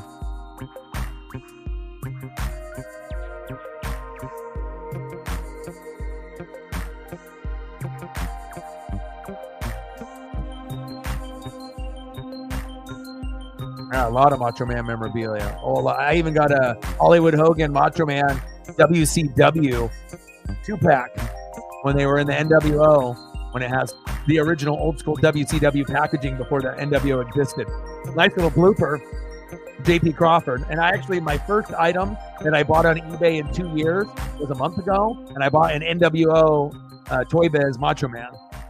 But the guy in Canada that I bought it from, it's like kind of fucking broken. It's not like, it doesn't work properly, but I'm not going to spend the time or money to return it to him. Nice job by JP with a little blooper, baby.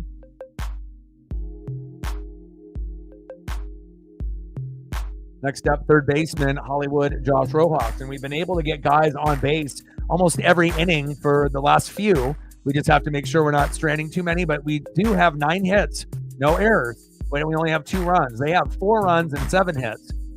Again, we don't start fast all the time, but we can finish strong. Just ask Shannon Sharp. Bottom of the 8th, 4-2 Rangers. Get your phone off IG Live, Shannon. 0 for 3 for Josh Rojas. 2-0 count to Hollywood.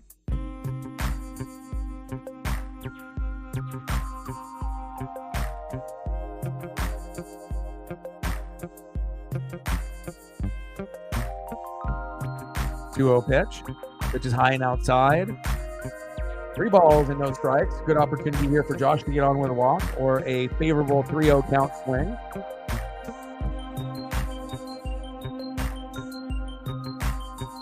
Well, it's not late for Matt. For Matt, it's 3 hours earlier, so it's only 6:40 for him. So he's got the earliest time out of anybody watching the stream.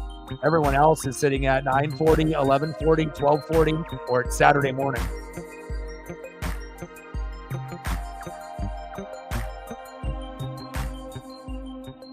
3-1 pitch to Rojas, and that is ball number 4, baby. I like that. Runners at first and second with 1 out. We might be able to tie it up in the 8th, or at least get 1 and then be down by 1 going into the 9th. And the exact player that you'd want up, are they going to hit him again? Like, let my guy drop the bunt down, or let my guy be able to swing freely, or let my guy be a hero. We got this guy right here that we overpaid, and I'm glad that he's a Seattle Mariner more than likely for life, but he needs to put in a lot more effort, on his off time if he wants to be a Hall of Fame player that we all believe he can be. And Cal Raleigh, let's go. Let's get to the heart of the lineup and let's do some fucking damage. Let's go, Mariners.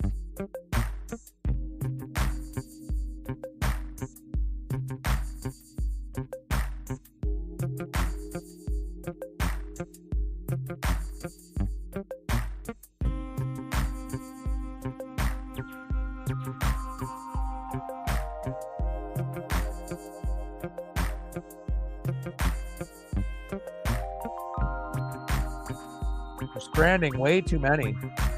Mariners, don't be stranding them. Let's go Victor Robles. My favorite, new addition to the Mariner roster, probably in the last 10 to 15 years, where it's like you bring in a guy from another team, you have no expectations, and then they end up just wowing you, with the consistency and the effort. And you got in Justin Turner and Randy at the trade deadline, but those guys combined are not worth what Robles brings to the Mariners. Look at him, 300 average. We've only had 3 players crack that all year. 300 average, 4 homers, 21 ribbies. Let's go, Victor Robles. Consistency is king, and that's why you are my boy.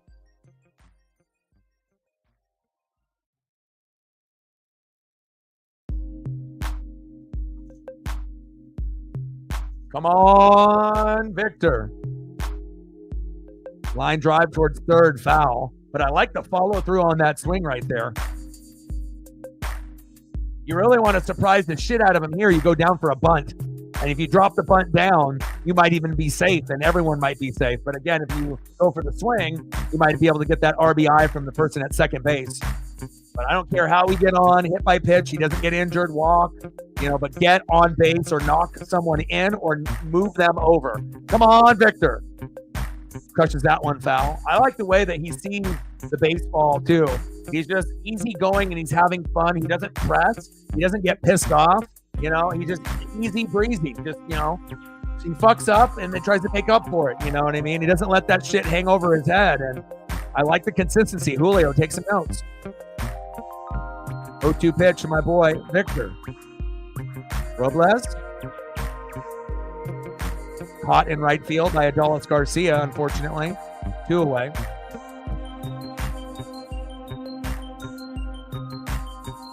Next up, a guy that has been lights out today.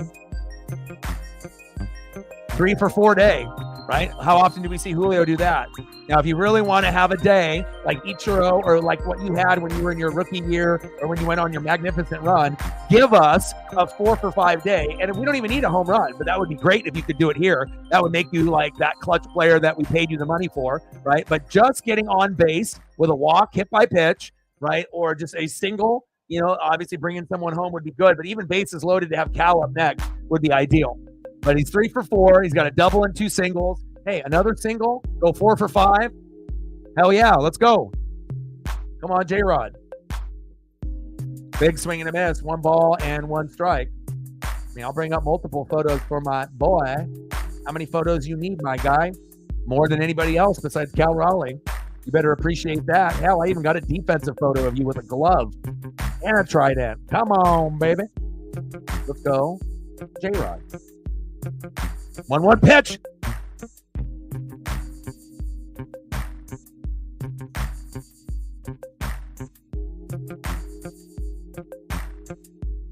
Back. See ya! Julio Rodriguez. You say it, and you don't know if it's going to happen. The sports gods are like, this motherfucker has a stomach bug, feels like shit, wasn't even going to stream the game, and then boom, shakalaka, you get rewarded streaming sick with a Julio Rodriguez late home run to be able to take the fucking lead. Are you shitting me? And we've been waiting for this moment from Julio all year, and it just feels good that even though I'm not feeling well, you can sometimes have an idea. A home run would be great, but just getting on base and just being able to take the bare minimum.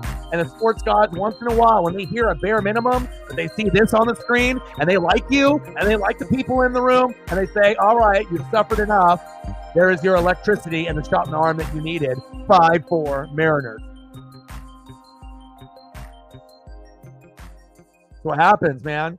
You wear the hat, you wear the do-rag, you wear the chain. You're fucking sick. It doesn't look like we're going to win. We're down fucking 4-0. We look like losers. We're dumb. We're idiots. What's going on? And then all of a sudden, we're putting it together. A little bit here, a little bit there, a little bit here, a little bit there. And then all of a sudden, Uncle Mo is a son of a bitch, right? Uncle Mo can switch up real quick, right? And then all of a sudden, from going like we're going to lose, now we look like we are going to fucking win. Let's fucking go. Hey, Jordan Flu Game got nothing on this stream. Let's go, baby. Anna from Mexico fucking loves it. Munoz time, baby. Cal fouls that one off. 2 balls and 2 strikes. I got the secret weapon right here. Fuck yeah, baby. Maurice, he digs it. Maurice doubled up, jumping up and down, saying, hey, who? Julio. Damn right. Let's go, baby. Cal, right up the middle, and caught. End of the 8th inning, but every once in a while, you pay a guy big money, right? And you want him to be the hero. And why not be a hero in a game where you're already 3 for 4?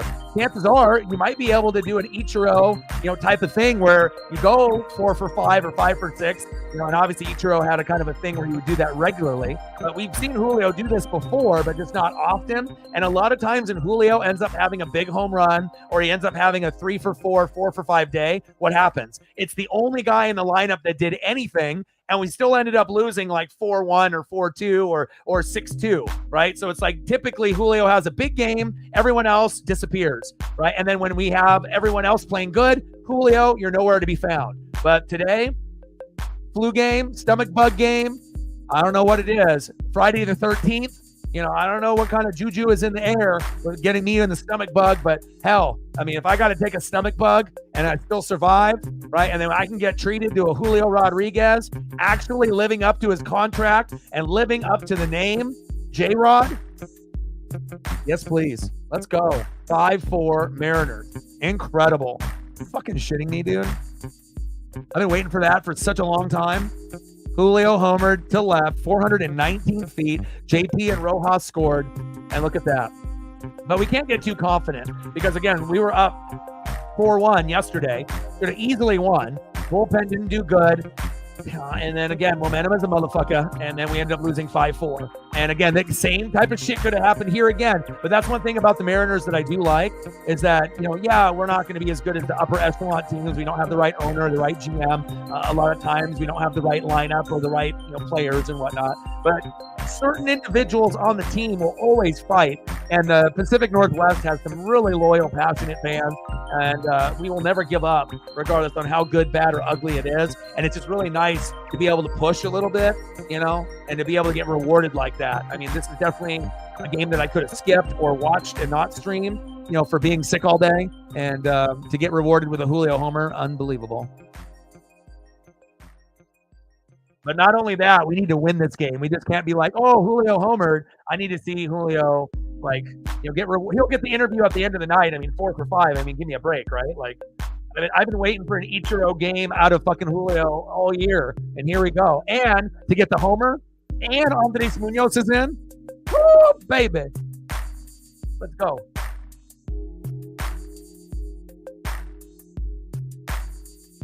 Let's go.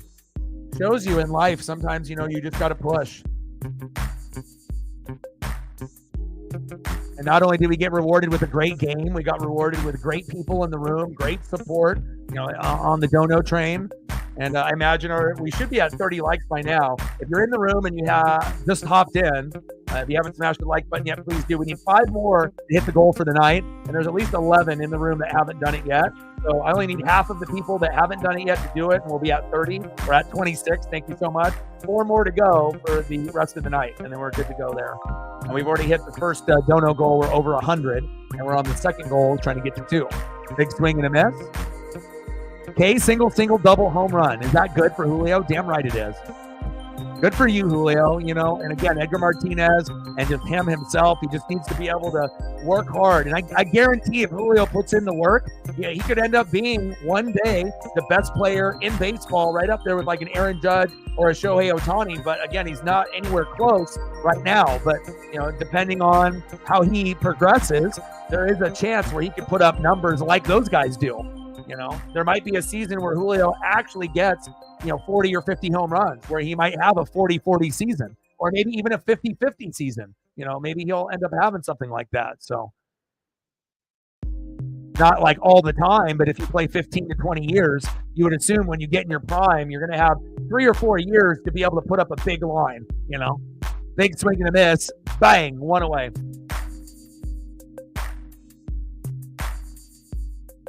Right there, that's a secret combo. Fucking Maurice and fucking Munoz. Yes, sir. Nice punch out, baby. Next up is Jonas Smith. Rojas racing after it. Wow! Oh my God. Oh my God. Randy Arozarena running like 20 miles an hour. Him and Rojas running for this ball that would have, I don't know if that was going to be fair or foul. And he literally has his glove, and at the last second, when it's down by his knee, he opens it and closes it, and somehow the ball actually landed in there. Are you kidding me?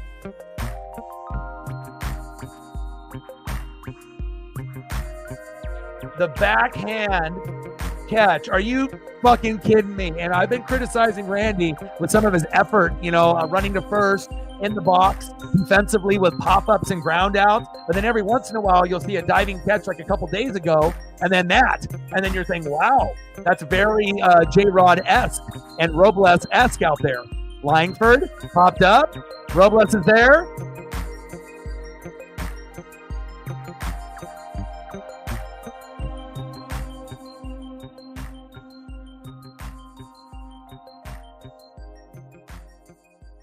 Hell yeah. Man, I couldn't have asked, honestly, besides being sick, I couldn't have asked for this will be one of the games that I remember, not only for this season, but I'll remember this one for a long, long time, because I don't get sick that often. And when I do get sick, I usually am just miserable, turn into a big baby. And I was literally on the brink of canceling this stream at around 6 o'clock, but I decided to push, take a shower, make the thumb, or at least try to, see how I felt. And to be able to be, getting our ass kicked the whole game after being up 4-1 yesterday and then having them score 4 and we losing 5-4 and felt that horrible loss. and then to go into today and not feel good, and then to be able to get our ass kicked 4-0, and then to keep battling, and to get to 2 in the 7th, 3 in the 8th, and to get Julio with the big play. Julio 4 for 5, 2 singles, a double, and a 3-run blast. To be able to have that memory with you guys instead of just me being cuddled up into a ball, whimpering like a wounded animal in the forest, obviously with all the stomach pain that I got, and to be able to enjoy that memory with you guys, priceless. And again, it's not about just the mental health and the games. It's also about the memories that end up happening on screen together watching a game. Whether you're winning your parlay or you ended up getting screwed by your parlay because of Julio, that might not be for everyone. But wow, that was incredible. And I'm going to stay here for the exit interview, and then we'll end up ending the stream. So I'm going to be on here for another 5 or 10 minutes. And they give him the bath. There we go.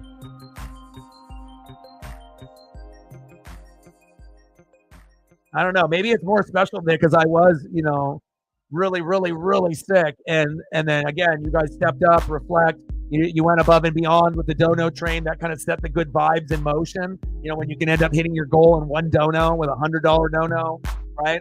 And then having some magic like this. And this is the reason why when some people say, oh, we can just get rid of Julio. We're never going to get rid of Julio. Okay? We're gonna be able to go through the ups and the downs. We're going to criticize the hell out of him because we think he can be a Hall of Famer and the best thing since Ken Griffey Jr. And again, he's young. He went through a breakup. He had some bad technique, and we need to have the right coach and the right hitting coach and Edgar and others to help him. He's got to help himself with film study and more batting cage work, but again, defensively, offensively, on the bags, again, he has a type of ability where he could be in an all-star game every year. And when he's not, it's a big disappointment, not only to him, but to the fans and the Mariner fan base and everyone in general, right? Baseball. So again, for a guy that could end up being a Hall of Famer and a guy that could be in, let's say he plays 15 years, he could be an all-star 8 to 10, but again, he needs to do some things. But in tonight's moment, to be able to see a flash of greatness of what we paid that big money for, about damn time. And thank God, singles, double, and then he left the best for fucking last, a 3-run blast. Yes, sir, goodbye. And that ended up giving us enough momentum. We got our heart ripped out yesterday when we were up 4-1, lost 5-4. We give it right back to you. 4-0, you're up. You got too confident of yourself. And Julio, a little bit of magic on the Friday 13th. And then, boom, 3-run homer, 5-4. Mariners win. Unbelievable. Wow. That was awesome. That was a secret right there, man. Just 2.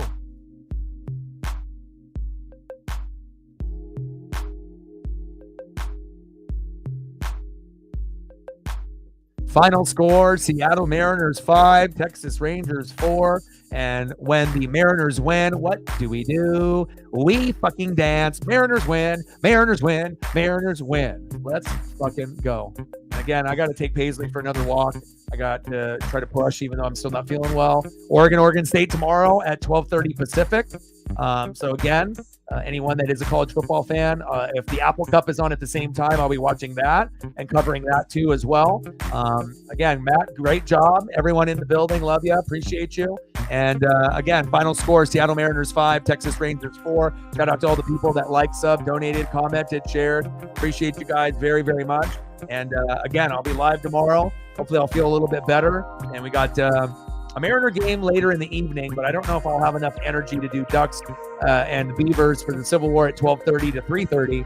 Take an hour or 2 off and then do the Mariners and Rangers again. But doing the Oregon State game. And then on Sunday, we got the Lions and Bucks at 10 a.m. as well as the the Chicago Bears and Caleb Williams going against CJ Stroud and the Texans. We'll definitely do that. I may or may not do the Lions and Bucks at 10 a.m. because I'm going to do the reaction video to that too. But thank you guys so much for making this day a great one.